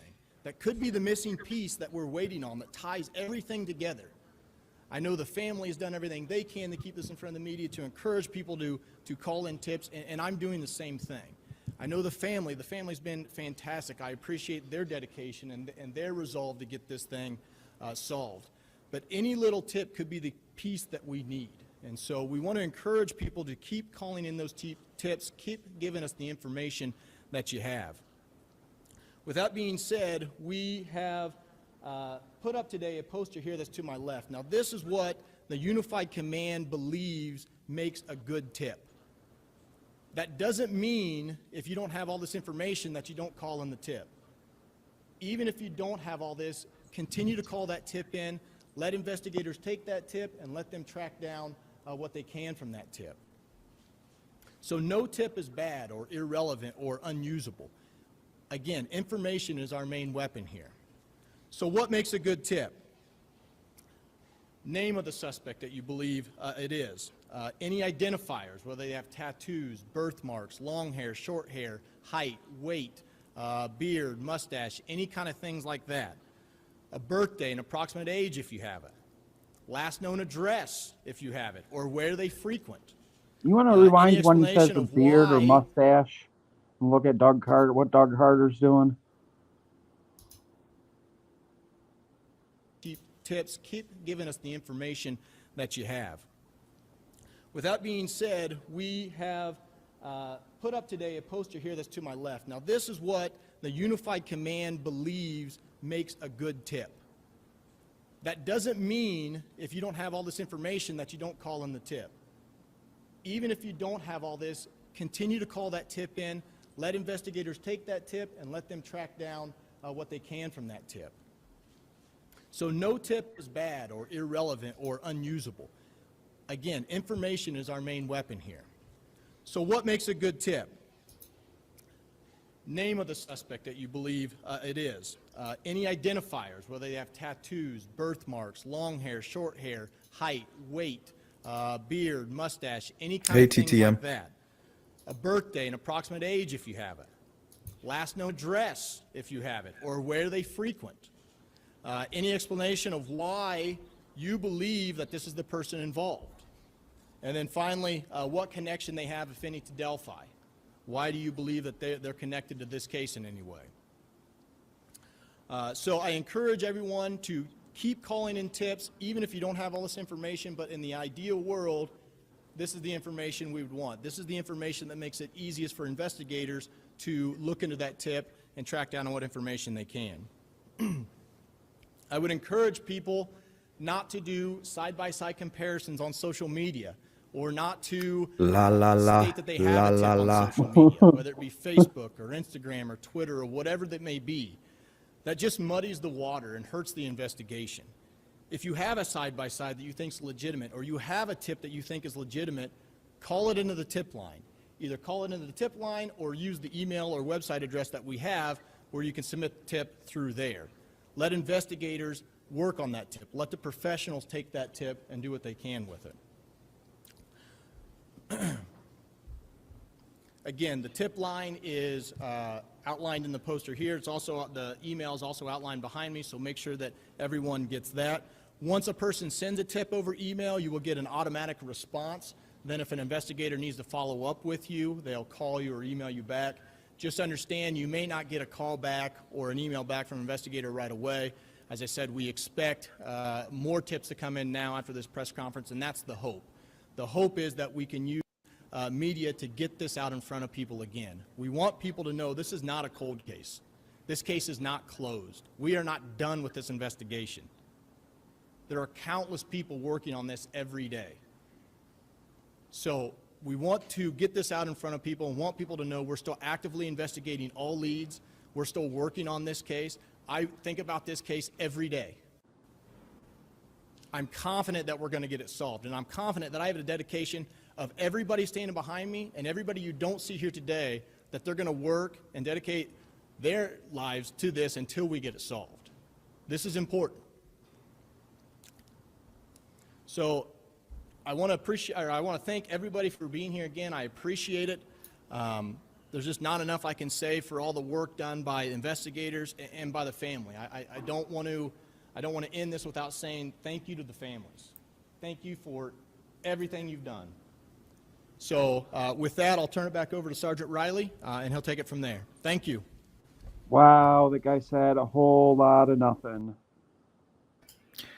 Yeah, he really did. He strikes me as a politician. Oh yeah. He's definitely worked on his look for the day, and he's out there saying all the official things you expect an official to say. But I do think it's good that he got out in front, because if he didn't, him being the youngest prosecutor might give some people some fear. Like, oh, great, now we got another weak link in the whole Delphi investigation chain. But I mean, for him to get up front like that did show strength. I'm not doubting his I don't know what you said. Like, he's definitely in this to catch this guy, but he's definitely playing the game too. Yep. He's trying to move up in the world. He wants to. I don't know what his motivation is, but I don't know if he wants to solve the case because he's concerned or to better his career, so to speak. Well, I'll go along with what he's saying. I feel like he's probably in it to solve the case, but he's also playing the game. I think he's doing both. Yep. Thank you, Mr. Prosecutor. One thing we do want to push is we really would rather you use the email address instead of the phone lines. It's easier for us to get the information and to get that out to the investigators and let them go. So please, if you can, use the email address. That's what we prefer the most. We got a few minutes here for questions. If you've got a question, yes, Raphael. Sure. Yes, sir. Good afternoon. As a newly elected prosecutor, having a chance to look at the case with a new set of eyes, have you directed your office or the investigators to take another look, or have there been any instructions from your office to, as you have a mountain of information, to how to proceed with this case in light of the fact that you have 38,000 tips and counting? Right, and so I don't know that that's my role to tell the investigators how to investigate the case. I want to be more of a support to them. If we have a resource in my office that you can use, I want to make that available to them. Having said that, I think investigators constantly relook at evidence every day. Is there something I miss? Is there something else I can do? So I think that's constantly going on, but in my opinion, it's not my place to give direction to the investigators on how to run the investigation. Hey, what's up, VVS? Good to see you again. I just want to be No, a support actually, his for job them, is just to with tell the anything. investigators if they have a case or not. Yeah, that's what I'm saying. This guy's so confusing to me. It's like he has some type of leverage over these guys. How are they just allowing him to take the forefront? It's not that he's not showing confidence or exuding confidence. I think that's a good thing to do. It's just like, why is he the one that's doing that?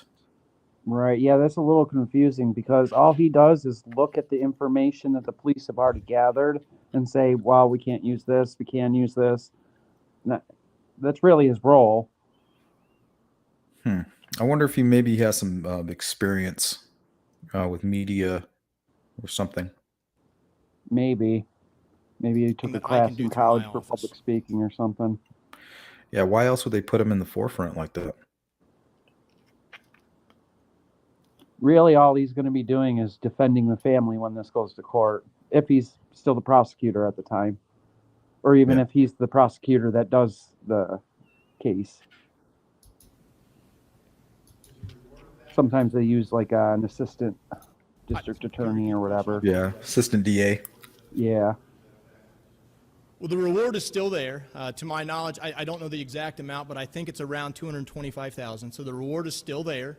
So I think that is still there available.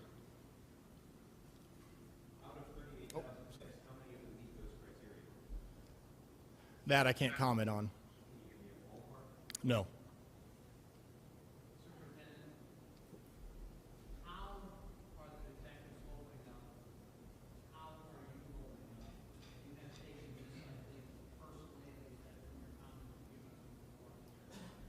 Well, Rich, no, I did not. And how this has affected me pales in comparison to how it's affected the family members, this community, and these incredible investigators that have committed, literally, have committed their lives to this. I really appreciate the question, but we can't lose sight of that. But on the other side, I'm inspired by what I see. And I had somebody recently ask me about the word hope. And I have tremendous hope, tremendous hope. Seeing what's happened has been an extraordinary journey for me. And most importantly, though, while we're standing up here today, I think all of us would probably agree the people that matter are flanking us. We just get to represent them. So, Rich, I appreciate the question. Well said, Doug. Yeah, he's definitely a likable guy. Yeah.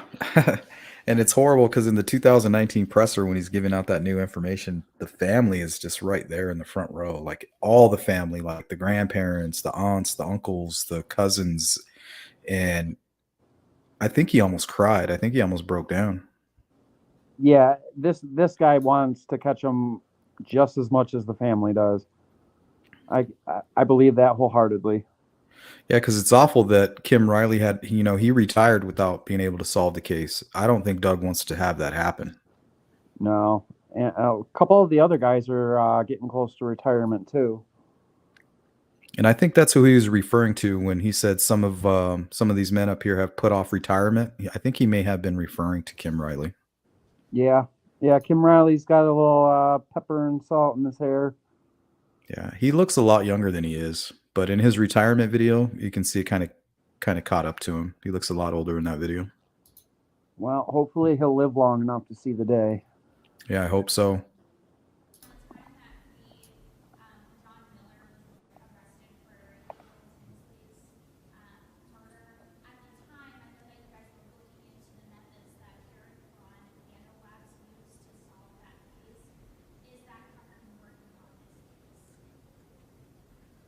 Well, first of all, we're not going to comment on what we're evaluating and analyzing, but there's always an analogy to some other situation, which is good. I mean, we can turn that into a very positive, and I appreciate that. We can turn it into a positive because every time that happens, it causes these extraordinary folks that are doing this work to reset. That was asked a little bit ago, And not necessarily a reset of the entire thing, but it causes them to take a step back and think, okay, maybe there's something connected to that 2, 3, and 4 steps away, maybe.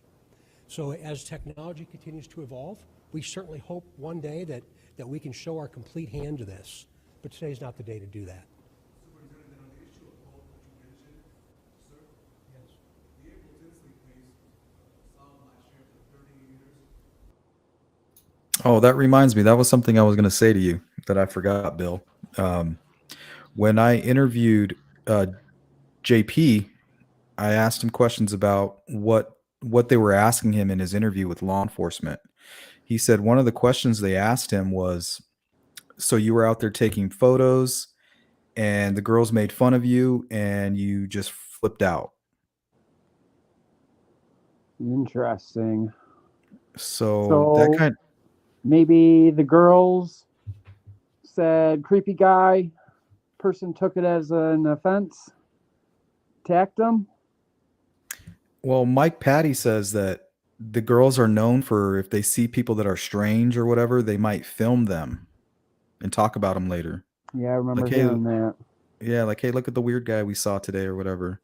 So I'm And wondering then, yeah, if, they would go home and show the family members, hey, this weird guy.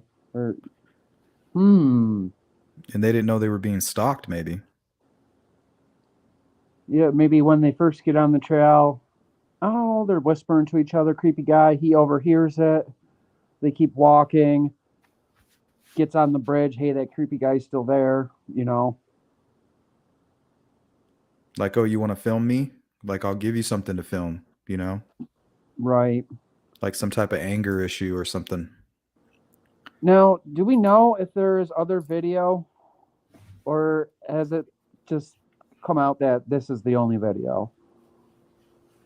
They say that this is the only video that they have, but that could, Right. who knows? Just wondering if maybe they took a video beforehand.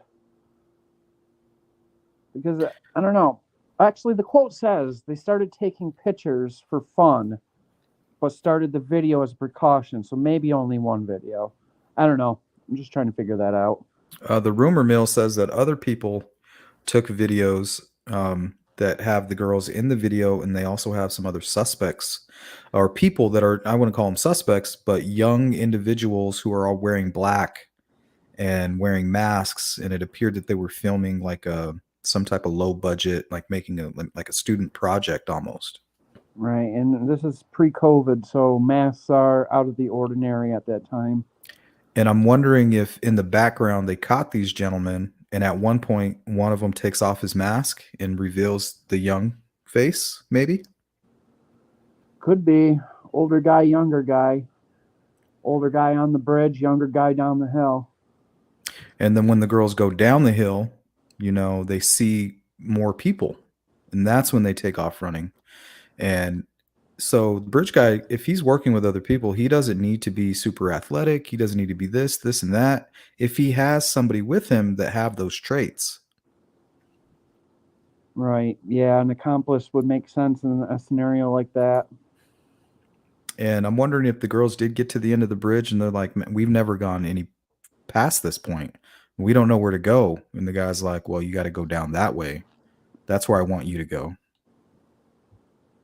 Right, because it's like a sudden dead end towards the end of that bridge, right? Once it comes back into a trail. Well, not now. It seems like they cleared out some of the brush, but footage and pictures taken around the time, there's all these tree branches, and it almost looks like the homeowners there went and tried to block it, like, hey, stop coming on my property, and they laid all these twigs and branches there. So I'm wondering if the girls ran into the branches and they were like, shit, what do we do? Like, where do we go Whose property is now? closest to that point? That is the house. It's directly across from where the crime scene was. Are we talking about private drive, or are we talking Yep. about the Private drive. the weather Private bugs, or drive. whatever they're called? Okay, No, private private drive. house. Yep. Because I know it's 3 houses. You got the private drive, and then the next to the right is the people who go on vacation, and then the next house is Ron Logan. Am I right about that? Yeah, that's correct. Okay. But technically, there's only 2 houses, 2 properties that connect to the south end of the bridge.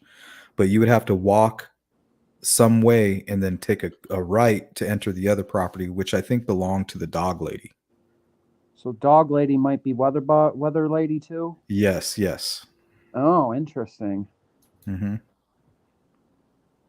Yeah. And I believe that the dog lady actually did a few interviews with media just like later in the night on the 14th. I think she was interviewed. Did they ever air the interview? Yeah, they aired on 2 different stations. Not that it matters, but if that's true, I think I could find this lady's name. Yeah, I found her already, and she has young teen boys. Interesting. She said she Hmm. saw if the rumor of the screenshot's true, she walked outside, see 2 teenagers around their age wearing black hoods. Hmm. So maybe that didn't mean much at the beginning, because when you look at the bridge guy, you're like, hey, this is, looks like an old guy walking down the bridge. He's dressed like an old guy. He's wearing a weird old person looking style hat. He even looks like he has a large mustache, but we know So I've that tossed was around so the deceiving. idea that the bridge guy could also be DM, the historian. The guy that was supposedly right at the head of the bridge. The guy that met with Derek at the fork. Hmm. That's a lot of people are suspicious of that guy. Because I don't know what he was wearing, but Flannel shirt, apparently. oh, flannel shirt. So that is not inconsistent at all with the bridge guy. Okay, just thinking out loud. So also last year in California, the Golden State Killer, after 40 years, Right. social media plays some role in this. Social media can sometimes hack your investigation. How do you put this in context? Are these families including 30, 40, 20 years? Can you give us some idea of how solved? I know you wish you had the answer, you don't. When you see those cases pop up, how do you put this in perspective? Very personally, I take a walk on the trail. Functionally and professionally, I'm confident it's not going to take that long. I think there are a lot of things happening in regards to the way in which we communicate, social media platforms, as human beings, in all that we do each and every day. Somebody knows who this murderer is. Somebody knows. So I really believe that it's not going to be another April Tinsley case. I can't imagine what her family endured for nearly 30 years. And I don't believe it's going to be that way here in Delphi, Indiana. How do you measure progress in this investigation? Say you're moving in the right direction, which I think we're hearing. How do you measure progress, and what effect does the armchair detectives have on the investigation when they start putting up these side-by-side comparisons? Well, I can tell you that Chief Mullins, Sheriff Linsonby, the FBI, all the way up to the Grant Mendenhall here in Indiana, we communicate all the time. But again, what we communicate is what we hear from those folks that are doing this important work. So that rhythm is going to stay strong. It's going to stay strong. What I've heard multiple times over the course of this, when we think we're done, we're going to start all over again. When we think we're done, we're going to start all over again. The FBI and the resources the FBI has brought to Delphi, Indiana have been extraordinary. And the technology and the pieces and parts to maintain a huge, huge case that we've had for now 2 years. So we'll stay diligent and we'll maintain that. What was the second part of your question, Rich? The effect of the armchair detectives do their own work, start putting up low shots on social media pictures of somebody who they think looks like the sketch of the Generally speaking, not helpful, and it hampers the investigation. With the way in which Nick is involved here in this county, the way in which the families of Abby and Libby are involved in this county, that is not helpful. It is not helpful. And as he said, forward us information, but don't do the analogy on your own, please.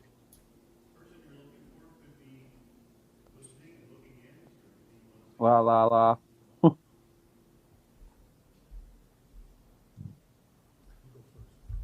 Thank you. Well, I guess I'm confident we're going to solve this case. So I'm confident that if he's listening in or she's listening in or whoever it is, that at some point I will be sitting across from you in the courtroom. And so about all I can say about it, but I'm confident we're going to resolve this case. I'm confident we're going to get an arrest, and I'm confident we're going to solve it. So. I'm sorry, I've got to take a stab at that.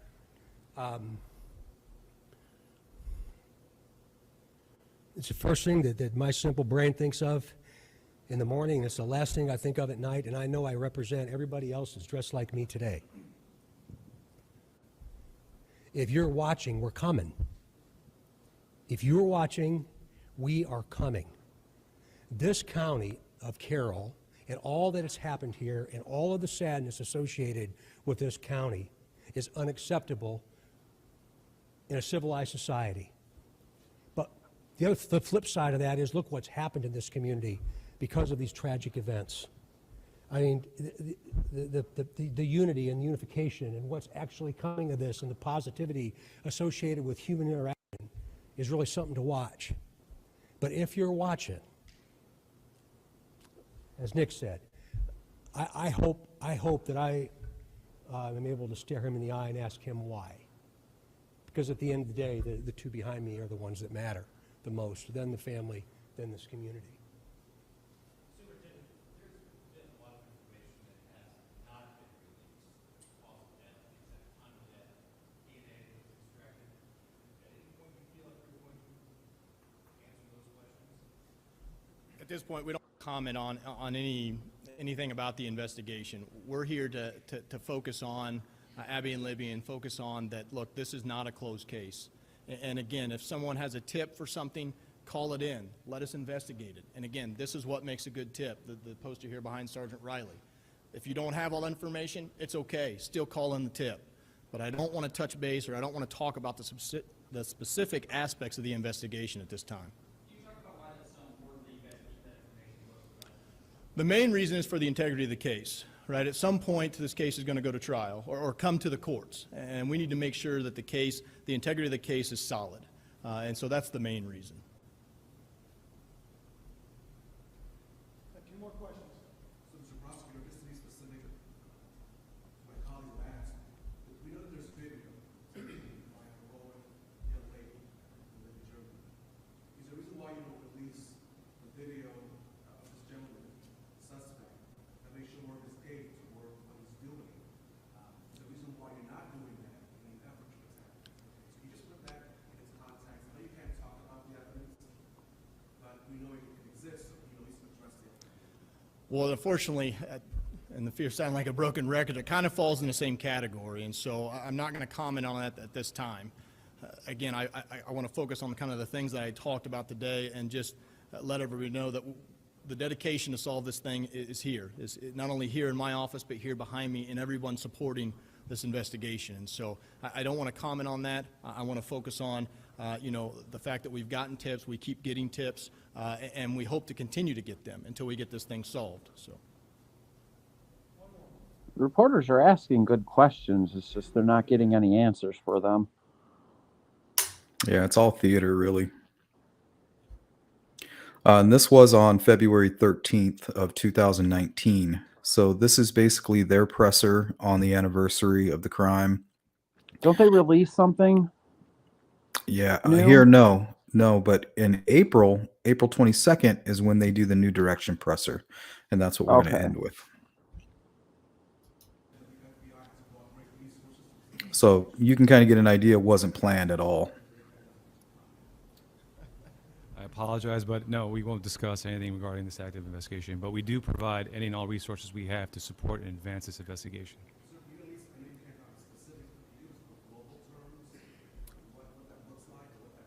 Any resource that we are capable of, whether it be technological or investigative, we are applying it and we do it every day. No, that's the FBI guy. Sorry. Yeah, and I couldn't find his name. Does anybody know this guy's name? I've tried to look his name up before too, and I can't find it, and it's probably by design. I'm thinking so, yeah, because he doesn't really want to talk too much. He's like, I just wanted to stand here and kind of represent the FBI. I should be behind the scenes. When they say the Men in Black, this is the guy without the sunglasses. Right. And the briefcase. Yeah. Agent J. I want to thank you all for being here. We appreciate your time. Have a safe trip home.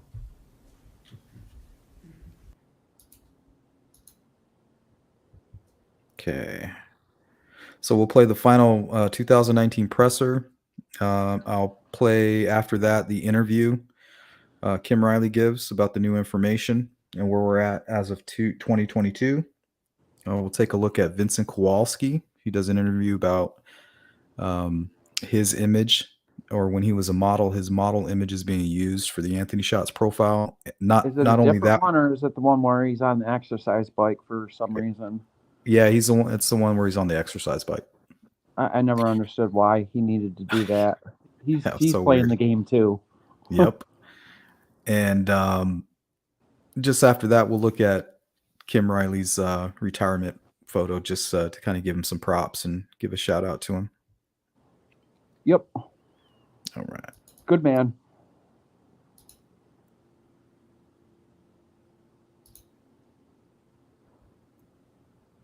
We move forward to find out who did this, and we will. We're seeking the public's help to identify the driver of a vehicle that was parked at the old CPS DCS welfare building in the city of Delphi that was abandoned on the east side of County Road 300 North next to the Hoosier Heartland Highway between the hours of noon to 5. He says abandoned building and abandoned car. Did he? Well, he didn't say it like that, but he says there's a car that was at the abandoned CPS building that was abandoned. Play it Yeah, again. it's confusing. Play it again. All right. Building in the city of Delphi that was abandoned on the east side of County Road 300 North next to the Hoosier Heartland Highway between the hours of noon to 5. Car was abandoned. He didn't say car was abandoned. He says it was abandoned. And the reason I showed this specific version of the 2019 presser, the new direction presser, is because they actually go behind the scenes on this one. This is the only video where you can find it. On the other one. Yeah, and what happens is they kind of they go over this information, they correct all this kind of stuff where he kind of fumbled with it, and they ask him specifically, "Do you have a description of a vehicle?" And they say no. So I think if the vehicle, it's either they don't want to give you the description because it's not going to help, or that's they something that only the suspect would know, or they don't know the description. Somebody's just like, "Nope, I just saw a guy walk into a car. I don't really remember what the car looked like." Interesting. On February 14th, 2017. If you were parked there or know who was parked there, please contact the officers at the command post at the Delphi City Building. We are releasing additional portions of the audio recording from that day. Please keep in mind the person talking is one person and is the person on the bridge with the girls. This is not two different people speaking. Please listen to it very, very carefully. Okay, I think here Doug Carter's giving us some more clues to what's hidden on the 43 seconds of video. So he's telling us he knows for a fact that that's just one person talking.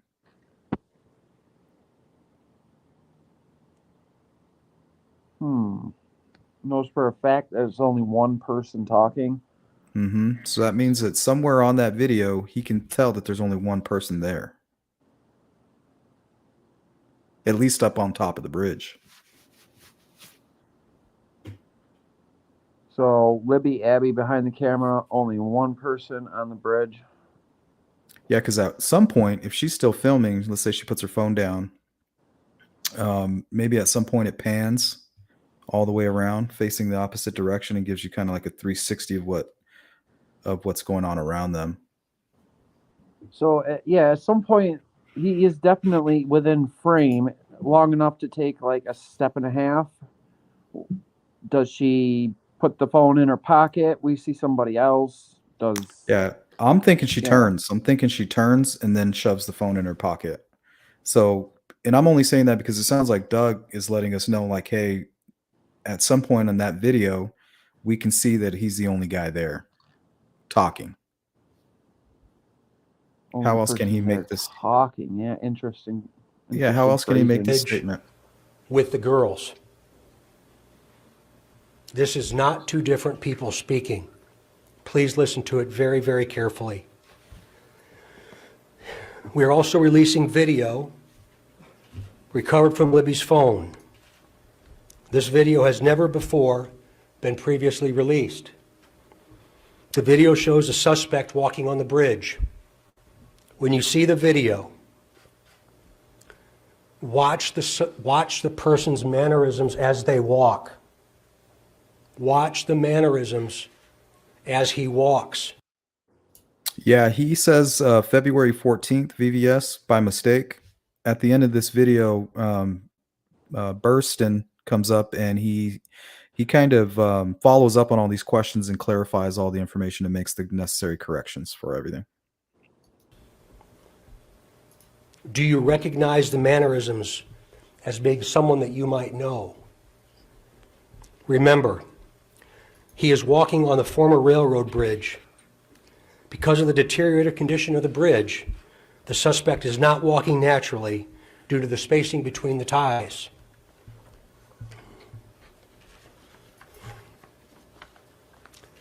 During the course of this investigation, we have concluded the first sketch released will become secondary as of today. The result of the new information and intelligence over time leads us to believe the sketch, which you will see shortly, is the person responsible for the murders of these two little girls.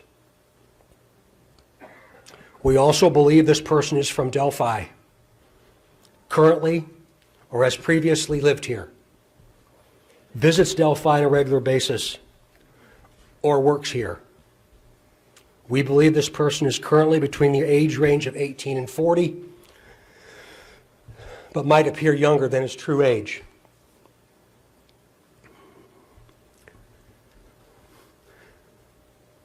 Directly to the killer, who may be in this room. We believe you are hiding in plain sight.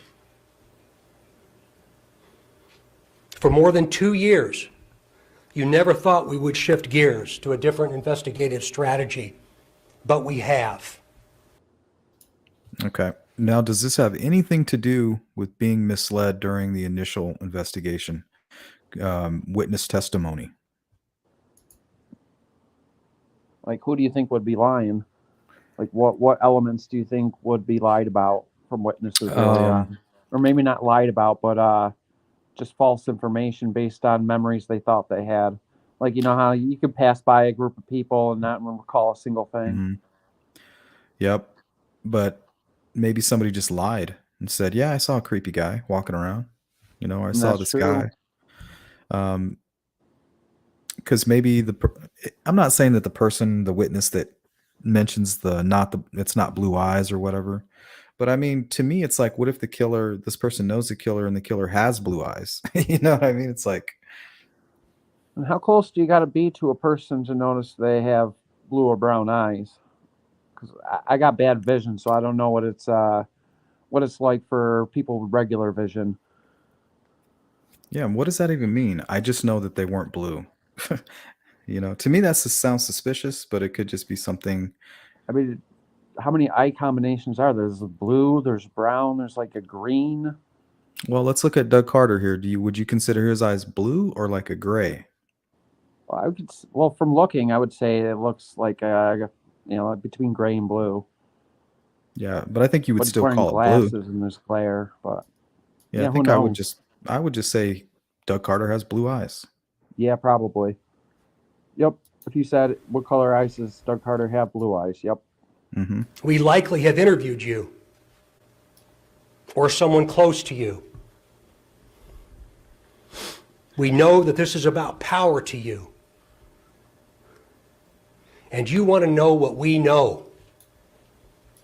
And one day, you will.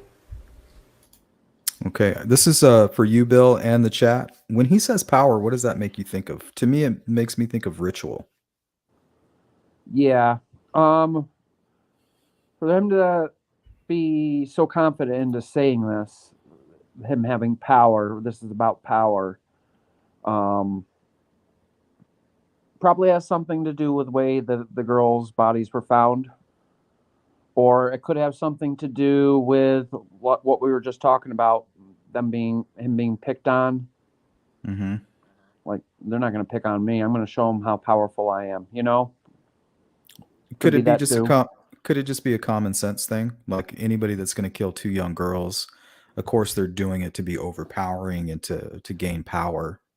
Could it Well, be he that might have simple? said something like, "Oh, we know this was a mistake, and we know you're very sorry, and you just turn yourself in." He might have said something like that if it were a different scenario. Mm-hmm. So, but he Premeditated says for it's sure then, about huh? power for you, so that means something. Yeah, it sounds like some type of premeditation, ritual. Um, yeah, I'm not sure. See, that's the piece of information I think came from the FBI for him And to if we're say gonna that. go into like the if this is like a pedophile ring, and they share information on the girls, and one got to a person who is into like rituals and something along those lines. Some Because like I S&M, know the FBI sadomasochism. has like this whole like diagram of like a bunch of different like pedophile symbols that they use, and I wonder if maybe any of that stuff was present. Something within the signatures. No, like symbols, like like stuff you could draw and stuff. Hmm. Like there's like a spiral for one of them, Oh, okay. Yeah, I know what you're like a referring to. triangle spiral or something along those lines. Yeah, I think those are even isn't that like some type of satanic marking as well, the spiral? Yeah, there's a lot of parallels, I think, because of the spiral and the pentagram and all that. Occult. Yeah, cult symbols. So I'm wondering if like anything like that was present on the scene. And with the Evansdale case, years after the case, they were finding knives at the crime scene that were stuck into a nearby tree. Two occasions, two On separate two years. occasions, a knife was stuck into the tree. Yeah, Wow. they reported that it wasn't connected, but I mean, how can you be so sure? Yeah, it could just be assholes, Yeah, playing pranks. there are a lot of assholes like what's that guy's name? Skullbuster or Skull Crusher? Have you heard that story? No, I haven't.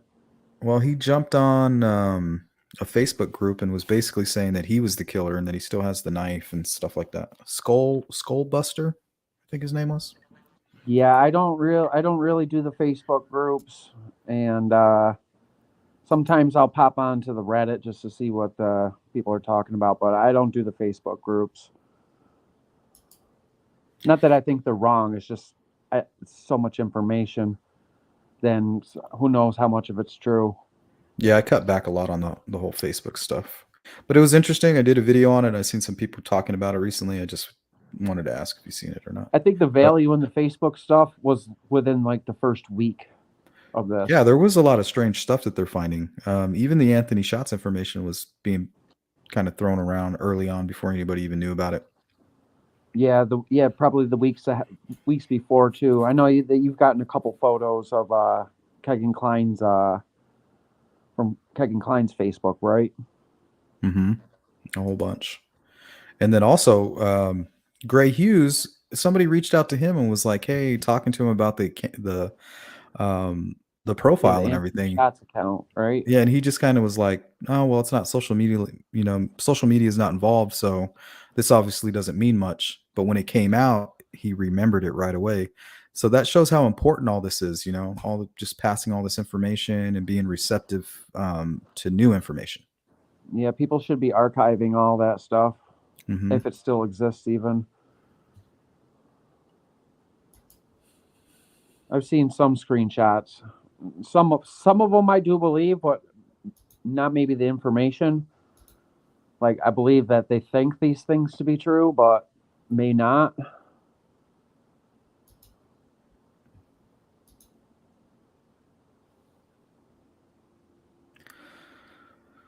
Oh man. Well, let's keep going here.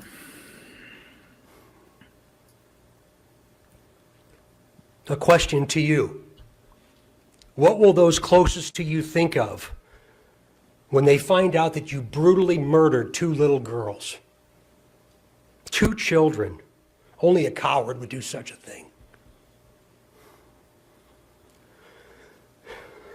We are confident that you have told someone what you have done. Or at the very least, they know because of how different you are since the murders. Unless this is a repeat event, and then they wouldn't be different.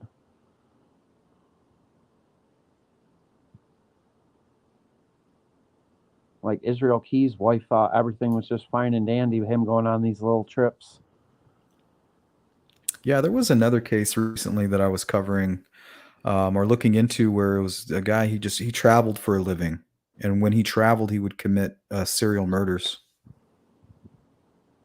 Probably get rent-a-cars and all that. And who's the killer who was putting kill kits? He would go and he would bury them and hide them in different states. Yeah, that was Israel Keys. Yeah, He would that's what I go thought. and he would bury kill kits, and then he'd come back and see if it was the right opportunity. If not, he'd leave. He'd keep coming back until the right moment. Oh, man. Talk about premeditated. Oh, yeah. Yep. This guy was probably the scariest serial killer of all because we have no idea what his kill count was. Man, it's so crazy. People don't really realize how scary this world can be. Yeah. With security cameras every day expanding across the nation, it's becoming a little more safe, but the woods are still a frightening place. Yep, I agree. PSA, do not go into the We woods try so alone. hard to understand how a person could do something like this. Or unarmed. Yeah, or unarmed. To two children. I recently watched a movie called The Shack. He had no idea the can of worms he opened up with that. Yeah, I just watched it like 3 or 4 nights ago, and yeah, that like presents like wild theories. Mm-hmm. Yeah. And there's also a book that talks so well about evil, about death, and about eternity. To the murderer, I believe you have just a little bit of a conscience left.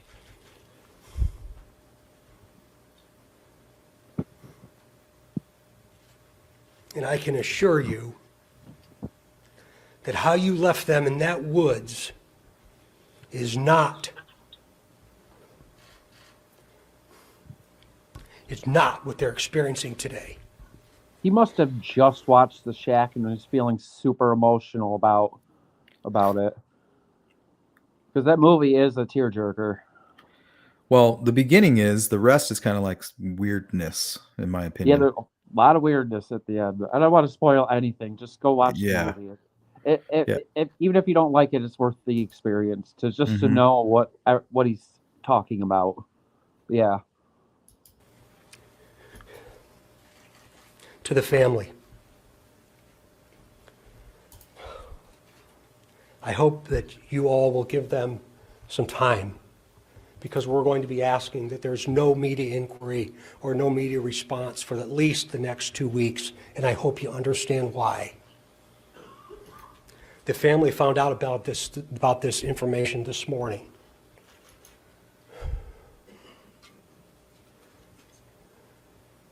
I just want the family to know that when I take my last breath on this earth, I'll be thinking of them.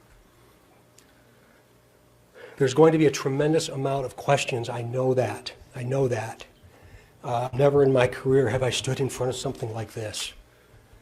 Please be patient with us, please. We're just beginning. We are just now beginning.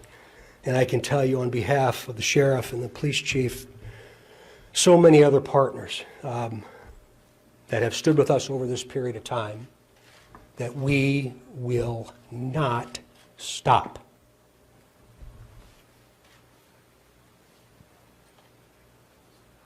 He's probably going to go have a manly cry. Right. He almost lost it a few times there. Yeah, I that was just a tough one. unveiled the person that we believe responsible. And when they pan to the crowd in this video, you'll see why. For the murder of these 2 little girls. So I invite media to take a look at that now. It's not up. Kim?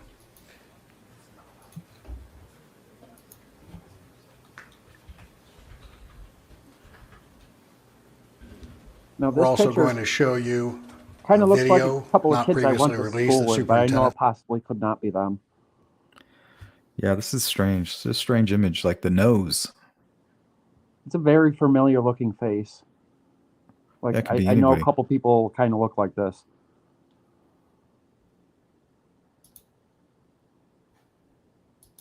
Oops. Let me go back. Kind of looks like the Anthony Schatz profile picture too. Yeah, I always wondered if this was gathered by the catfishing photograph or something, but of course that doesn't make sense now. But I always wondered that in the past. I wonder how when the this sketch was made first, very early on. I wonder where this lines up with when they found out about the Anthony Schatz account. Yeah, so if they're tied in and somebody was using Kagan's phones and stuff like that the day of the crime, I mean, this we could be looking at that person. That's who this could be, maybe. Yeah, it could be. Some young guys out there, out there for a thrill kill, or it could be one of those Scream killing situations where they're out there like trying to film it and document it, and they just took it too far, Got I'd too. say at oldest, this photo looks around like 23, 24 maybe. Thanks, Sherry. I don't know. That's just my how I see it. And it's also kind of has that look of I don't know if you ever met a person like this, but they're older. They're like in their late mid 40s, but they look super young. Yeah, that could be too. Like you're Kind in your like early 30s or 40s, and You look you just 28 got or a young something. face to you. Thanks for the super chat, Jerry. Appreciate it.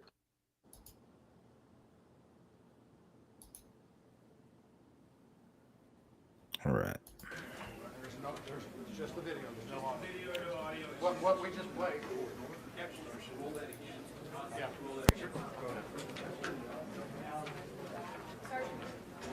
Jerry Ingarjola.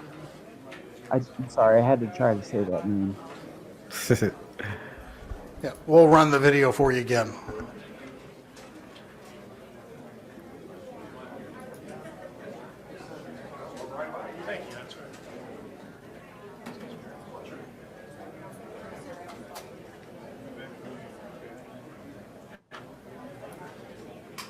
Yep. And that's what if they referred to this as a cold case or made that determination officially, they would go back and re-interview all those people. And if they declared it a cold case, wouldn't some of the sealed documents become public? I'm not sure. I just know that they put a whole new team on it and they basically start from the beginning. That's only a recent practice with bringing back cold cases. Yeah, I think in the last 15 years, I just think. shelved shit for a long time. There's been a lot of cases solved quickly too by these teams they put together. They because what they'll do is they'll use the new DNA technology right away, and that presents a whole new list of clues and stuff like that they get to work with. Potential suspects. Yeah. So when I say this case is cold, that's not a bad thing. If it is gone cold, that just means that they finally get to go back and re-interview all those witnesses again, which could be a good thing. People may have had loyalties then that they no longer have now. Yep, and technology that wasn't there then might be there now. Yep. And not to mention the video. They had this video, they modified it, they worked with it, they did their best to bring out the face on the image, but they had it available on day 2 or on the 16th. So that means that they didn't work very hard on that video or very long. You know what I mean? They can always go back and maybe try to do some more work on it with technology in that aspect as well. And the audio, for that matter. So yeah, they show the crowd here coming up soon, right? Right here. Well, first they're gonna answer all the questions. Picture of the picture that Libby took on the left there. Mm-hmm. We're going to switch to our website. And What were you saying? No, I'm saying the picture on the left of the sketch. I believe that's the picture that Libby took. Yeah, I think that's their Snapchat photo, the first Yep. one. That's the best quality picture I've ever seen of it. should be able to continue to play there. No, it's not.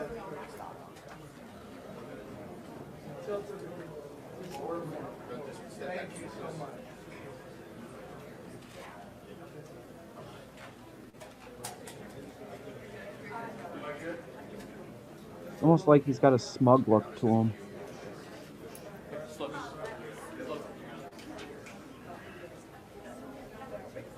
I do remember Okay, the some of the video now witnesses playing is from the saying state guy police was, website. some of the witnesses, I think, said he was a little bit shorter, like a shorter person. I think like between 5'6" and 5'8".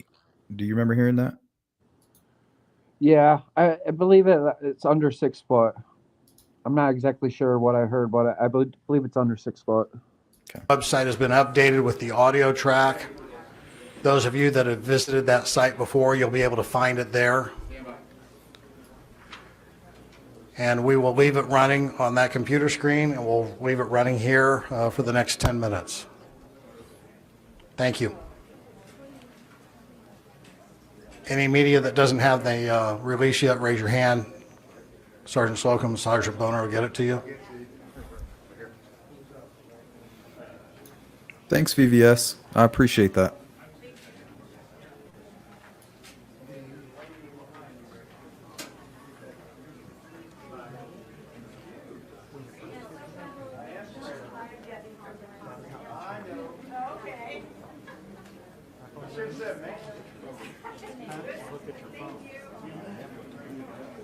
So the crazy thing is one of the women that Ron Logan was involved with said that he had a fancy fanny pack. And that kind of looks like a fanny pack. Looks like a fanny pack. I don't know for sure if it is, but what's that? Yeah, and the only reason she would even mention a fanny pack is because she's looking at that image. Right. That's true. Because I mean, it's a scorned woman, so who knows? Exactly. She seemed like she really did not like him towards the end there. So hopefully we can get some more scorned women who can turn in the killer. Right. Seriously. Oh, shit. Hold on. Welcome, Sergeant Boner will get it to you.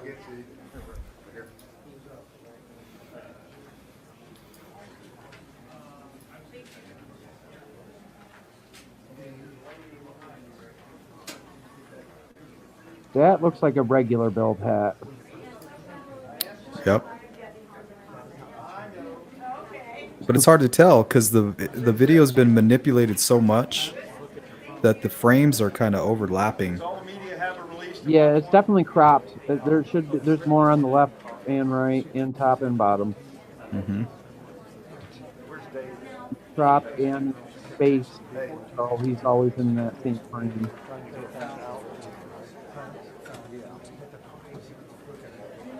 Where's the car? They're asking where the car was. That should be right. Was that the old CPS building, welfare office? Huh? Yeah, One of the right in news guys sounds like me. I thought that was me echoing or something. Had a couple of questions asked about the car. The car we're looking for was on February 13th. May have been said the 14th before. It was February 13th. The vehicle was parked at the old CPS DCS welfare building, abandoned on the east side of County Road 300 North, next to the Hoosier Heartland Highway. That was between the hours of noon and 5 on February 13th. That was the correction. 2017. Whoops. And I don't think they would use the word parked if the car was what was abandoned, you know? Right. Because something that's it's either parked or it's abandoned. Right. Yep. So I think they did just clarify that. Yep. I agree with you on that.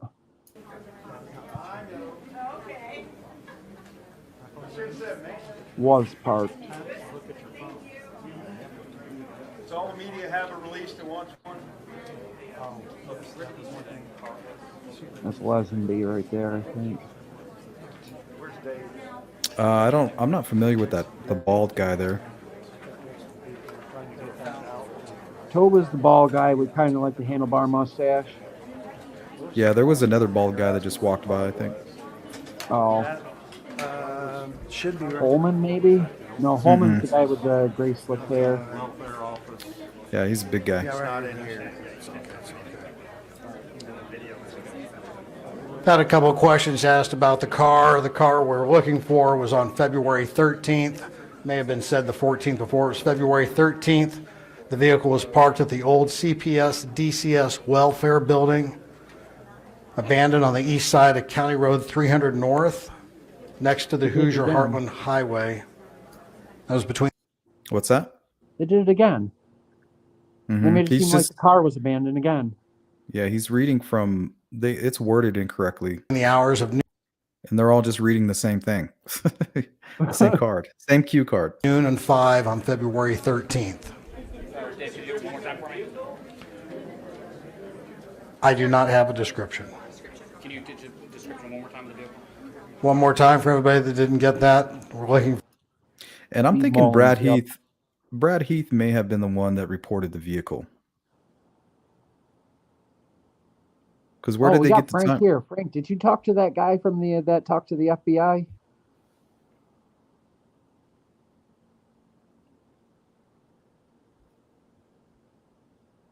Yeah, we were wondering that early on the show before you got here.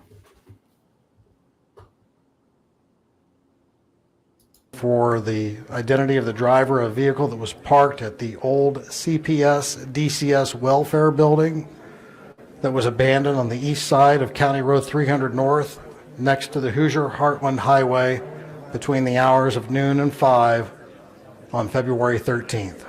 That's all the information I have.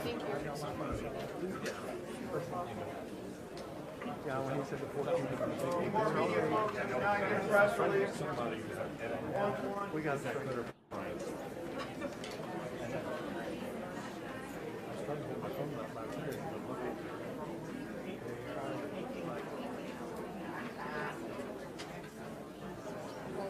Imagine somebody's probably gone and freeze framed all these crowd shots. Oh, I have all of them. They were all posted by all the media people on their Twitter. Every person who was in the room is accounted for here. Yep. One of the people that was interviewed early on. Well, there's a guy named James Lucas who was interviewed. He was all over the news, talking about, yeah, they interviewed me, this and that, and they told me that I was tipped in or whatever, and that if they needed him, they would call him back. Well, he was at this presser alone.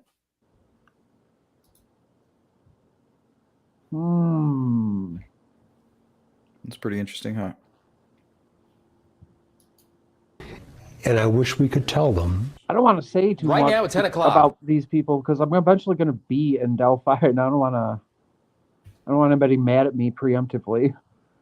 Yeah, this guy, he was very open about it. He's not on social media or anything like that. He's just like, I don't know why. He's like, I was kind of scared that they interviewed me, but I know why. It's the Dennis Harmon effect. You know, if you take what you see on that video literally or at face value, you're going to be misled because there's a lot of variables going on with what we're seeing in that image, you know? Yeah, it's crazy, man. And I think that's why Doug Carter always says, don't look at it from the neck up. Because I think he finally realized, like, wow, maybe this image has done more harm than good because it's not giving us a good idea of who we're looking for.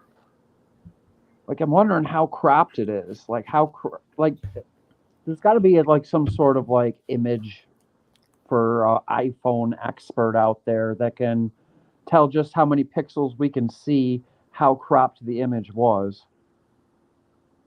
Yeah, at one point in an interview, they mentioned that it's a small piece of the image, and that's why it's so bad. Where is Libby with her phone compared to this guy? How many feet or yards or whatever? 60 feet, is what they're stating, and she was off the bridge. She was off of the southeast end to the right a little bit. So there's probably a lot more in frame, but it's probably just mostly woods and maybe the sky. Mm-hmm. Yeah, they said that the image is actually so small that when they blew it up and tried to clear it up, that's why it's so poor, because it was such a small piece of the actual image. Yeah, so look at the body type. You would know if it was your father. Yep. And it's even as bad as it is, you know, NASA worked on it. And I looked at the way they do things, and they take frame by frame and they use different filters on it. And then they merge all those different clips of that same frame and try to bring out the image. Yeah, I'm curious to see what it would look like just cropped. In its original form. I would like to see the original. Cropped. I would like to see just the original video, just him walking. Or maybe even more of the video. If it's relevant. Absolutely. Yeah, they're not going to, because I think right after he's like down the hill, I think he does something horrible. Yeah, Jesus Christ, man. Yeah, that'll probably never see the light if that's the case. And that's the way it should be, but we should still get the original of what they're presenting us. Like, show us the full thing. If you need to blur something out, that's fine. Let us hear the whole conversation before it gets to that point. Because it feels like the face morphs like every frame into something different. It's because the guy, he's turning his head when he walks a little bit to the left, a little bit to the right. So if he was to have, let's say, his hat on backwards, when he turned to the right, the bill of his hat would be sticking out, and it would appear like it's front, you know, facing frontward. Yeah, it's all just too grainy that. Yep. I don't know. Just don't know if it's there. I mean, I've worked on that image so much, I just don't know. But I don't have the expertise to make that determination. Yeah, seeing the original would, I don't know, may just jar somebody's memory or something. Well, I just want them to keep working on it. And they had it available 2 days after the crime. I mean, you didn't work on it very long. Why not go back and see what you can do now? I mean, NASA develops their technology at a rapid pace, so they could very well have new techniques. Techniques is where the advancement comes. They like learn different ways to do things with technology that they currently have, and it advances things quite a bit. At least that's how they explained it. Isn't Disney involved with the photo in some aspect as well? Well, they did mention that on Oz, Dr. Oz. Anna says, you know, that's the best it's going to get. We had NASA, we had Disney. You know, they're telling us that it ain't going to get any better. That could be the case. But I mean, just working on it as of recently, I mean, it's gotten a little better. So I don't agree with that. Yeah, I don't agree either. They may be able to do something in the future. I just want them to try. Because it doesn't seem like that's all the video of him. That's just him walking. Like he's already in frame when the video starts, and he's still in frame when the video ends. So there's more of him. And Burston also makes it sound like there's something going on over here on the left, and there's something going on over here on the right. So maybe what they're trying to hide has nothing to do with him. Maybe it's just something else that we're not quite privy to. Different person. Far because it wasn't all the leaves were off the trees. Or even a vehicle maybe down there on that private drive, you know? Yeah, could be the person's house. Yeah, and they don't want anybody jumping to conclusions or anything. Yep. Right. Hopefully we'll find out soon. I wish we could tell them. Right now at 10 o'clock, the head of Indiana State Police answering our questions about gaps in the murder investigation of 2 teen girls in Delphi. This weekend will mark 5 years since Abby Williams and Libby German were murdered on a trail in Delphi. It's a mystery that remains unsolved and one that Indiana's top police officer says haunts him. News 8's Demi Johnson has covered the Delphi murders since day one. She joins us now with more. Demi. Yeah, 5 years, no arrests, no publicly named suspects. but lots and lots of rumors and speculation. Tonight, the Indiana State Police Superintendent tells me he believes someone will be arrested in this case eventually. Wish we could tell people and literally the world what we know. And one day we'll be able to, but today's not that day. The list of what Indiana State Police say they know and what the public wants to know keeps growing. It's been 5 years since Abby Williams and Libby German were murdered. In the months and years since, we've seen 2 sketches of possible suspects, heard a recording from Libby's cell phone, and most recently, learned about a social media profile named Anthony Schatz. Court documents uncovered by Wish TV say Kagan Klein admitted to creating and using the account to get more than 100 sexual pictures and videos of underage girls. Klein made that admission in February 2017, just 12 days after the girls were murdered. But he wasn't arrested until more than 3 years later. I asked State Police Superintendent Doug Carter how that was allowed to happen and why it took nearly 5 years to tell people about the account. I will just simply say that we have gleaned a tremendous amount of information over 5 years. Okay. And we would, if there was any meaningful reason to talk about it or act on it, we would have. A couple years ago at a press conference, you said the killer could be in this room. Do you believe that your investigators have interviewed this person? I'm not going to go there. I don't think it'd be proper for me to do that. But I do think that the killer will be watching this interview. What do you want to say to him? I'm going to bitch slap you. Yeah, they keep saying What the family? They keep saying we think that the killer will be watching this. We think that the killer will be watching this. When was Kegan Anthony Klein in jail? Before this.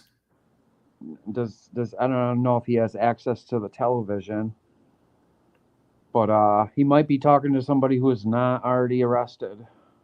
That's what it sounds like. And why wouldn't he answer the question, do you think that we've interviewed you? Because he said yes in the past, that we've likely interviewed you. Maybe it went from likely to I'm pretty sure. Yeah, I don't want to go there. Now he's saying I don't want to go there. Yeah, now it's like a bigger part of the case than it was previously. Yeah, that definitely could be what it means. He says today could be the day, sleep well. Today could be the day, maybe it's tomorrow. If we're sitting here, February 2023, do you believe, based on what you know, not what the public knows, but what you know, that we'll be talking about an arrest? You all are really creative when you ask me questions. Personally, I'm very critical of myself. And I certainly hope that by the time that my run here ends, that there's an arrest made. I think it'll be before that. And that's all. And it's Could be exclusive here waiting on for 13. Kegan Klein's trial to end. Yeah, I mean, he's getting a new attorney. Maybe his attorney's like, well, if you have any information, it's going to be in your best interest to give it up. I mean, you're still somewhat young, and you And I may think I have just some read freedom. that Kegan Klein was seeking new options, new legal options, or something along those lines. Yeah, he got a continuance was granted at the request on his request.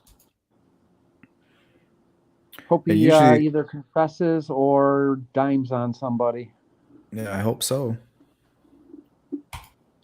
I just hope law enforcement's doing everything they can to get him to talk, without kind of letting the pride get in the way. Like, okay, well, you're just going to spend the rest of your life in prison anyway, that type of shit. Maybe they'll give him not life. Well, he's facing up to, I think, 45 years if he's charged with everything. Yeah, he won't. He'll end up getting like 30 years with time served and like. So yeah, if he's not the guy, this creep might still be on the road someday, or out with us. Yeah. But we'll know who he is. Yep. He ain't going far. Police say that his personal pictures were used to lure young girls, a cop victimized in a catfish scheme, and then thrust into the Delphi murder investigation. Only on 13 tonight, our Jenny Runovich talks with the police officer about the fake social media profile that stole his photos. You just search my name There's 100 accounts, fake accounts of me. Vincent Kowalski says his photos have been swiped on social media for years. These pictures used as bait for catfishing scams. But the former model and current cop was shocked at what happened this month. While working his beat in Alaska, someone sent him a screenshot from Indiana. His face and those old photos front and center in the Delphi murder investigation. Kowalski took a few minutes to talk with us about it before heading into night shift. So I was like, that's got to be like some fake page, or it's got to be photoshopped or something. Just seeing your face blasted all over the news was crazy. Indiana State Police say Officer Kowalski's teen modeling pictures were stolen and used to catfish young girls. Keegan Klein, jailed in a child exploitation case, admitted to creating the fake profile. Klein has not been charged in the murders. It pissed me off, but I'm glad they found the guy behind the account, but they got to find the guy who hurt those two young girls. Soliciting videos from young girls, like, that's disgusting, and it makes me sick. But to know that two young girls possibly lost their life because of my picture, it's the worst of the worst. Kowalski is a father of two girls, so the crimes feel personal. He's also angry that his picture was scammed yet again. He's even put a warning on his own Instagram page about bogus profiles he's tried to block. For a long time I reported every single account I came across, but then I just eventually just stopped because these social media websites aren't here to help anyone right now, and they got to do better. I don't know why there's not a verification process before you even are able to make your account. And why is he on the bike? I wonder if he's like, man, Yeah, I'm looking that's at. always bugged me. Like, he couldn't take a few minutes. I'm wondering from if he his was looking. schedule to, I was wondering if he's looking at all these old images and he's like, man, I used to be in good shape. I'm getting back on this bike real quick. Oh, man. 500 tips have come into That's state funny. police because of this fake account. Officer Kowalski just hopes it leads to justice for Libby and Abby. At the end of the day, it breaks my heart, and couldn't imagine losing my girls. So they have all my love and support, and just wish I could support them more. Yeah, man, That was how awesome. terrible. Somebody using your likeness to catfish, like, teenage girls. Fucking vile and disgusting. That's awful. All right, we're going to close it out with this. This is like a minute long. This is Kim Riley basically announcing his retirement. And this is typically how it's done. 1421. Lafayette 1410. 1410. Lafayette 1410. For the last time in 34 years, I'll be going 1042.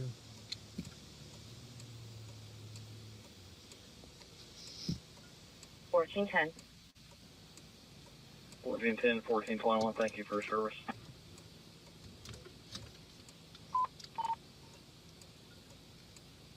Thank you, 1421.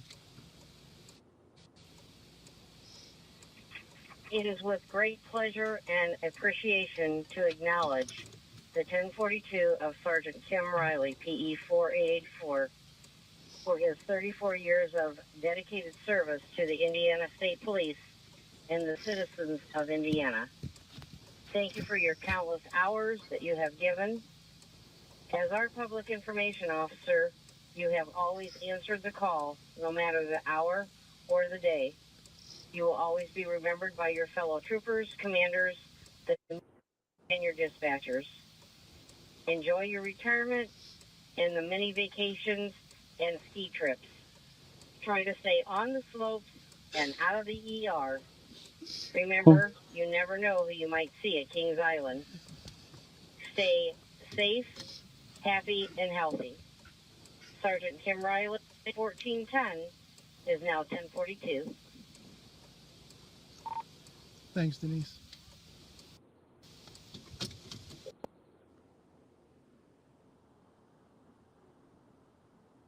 Yeah, man, that was a nice send-off. Yep. So we'll probably hang out another 5 minutes in the chat just to catch up. And I want to thank you, Bill, for joining me. This was a great live stream. We covered a lot of information. Thank you so much. Yeah, I hope I was helpful. You always are, man. Did Frank ever get back to us? No, I think he was out of here before he had a chance. All right. Maybe next time.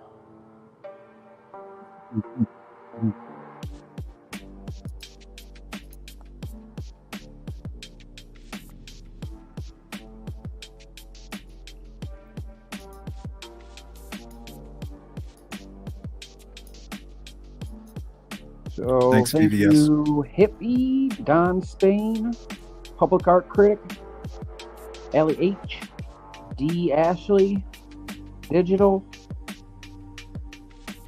Big Fish Small Pond, VVS, Digital, Tina Baldwin, Chickapee Marie. What's the name of that person that tipped you earlier? That difficult one. Jerry something, yeah.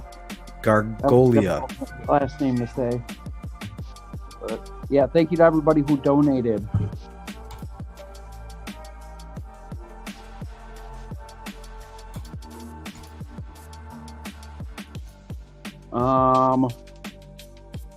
So yeah, the takeaway I get from these pressers is they need to choose their wording more carefully, or maybe that's the way they intended it. Yeah, and I mean it's hard because some people are critical, some aren't. It's hard to appease everybody. I'm sure they look back and they're like, "Man, I really wish I wouldn't said this, or I'm not going to say this next time." you know. And should I also bring up what we were talking about before we went on stream about the redacted thing, about the weapon? Yeah, we can talk about that. All right. So in the Ron Logan arrest warrant, it says LG and AW were found dead with wounds caused by a redacted weapon. Now, if it was edged weapon, it would be the grammar would be caused by an edged weapon, but it says a redacted weapon. So sharp or bladed, maybe even. Yeah, bladed would work too, because L's don't create up that much space in a margin. Yeah, because it's a kind of a smaller word that's been redacted. Yeah, and it would be an edged weapon, unless they weren't using correct grammar. Yeah, that's what I was thinking there. So sharp, as you were saying, or bladed. Or it could be entirely something else. Like maybe the guy from the HLN report or the special report they did saw that same thing we did, the same search warrant, and that's what he guessed was edged weapon. Mm-hmm. And I think the unredacted version's out there somewhere. I think even Frank has it. Interesting. I'd like to see that. Yeah, so he could clarify that for us right away.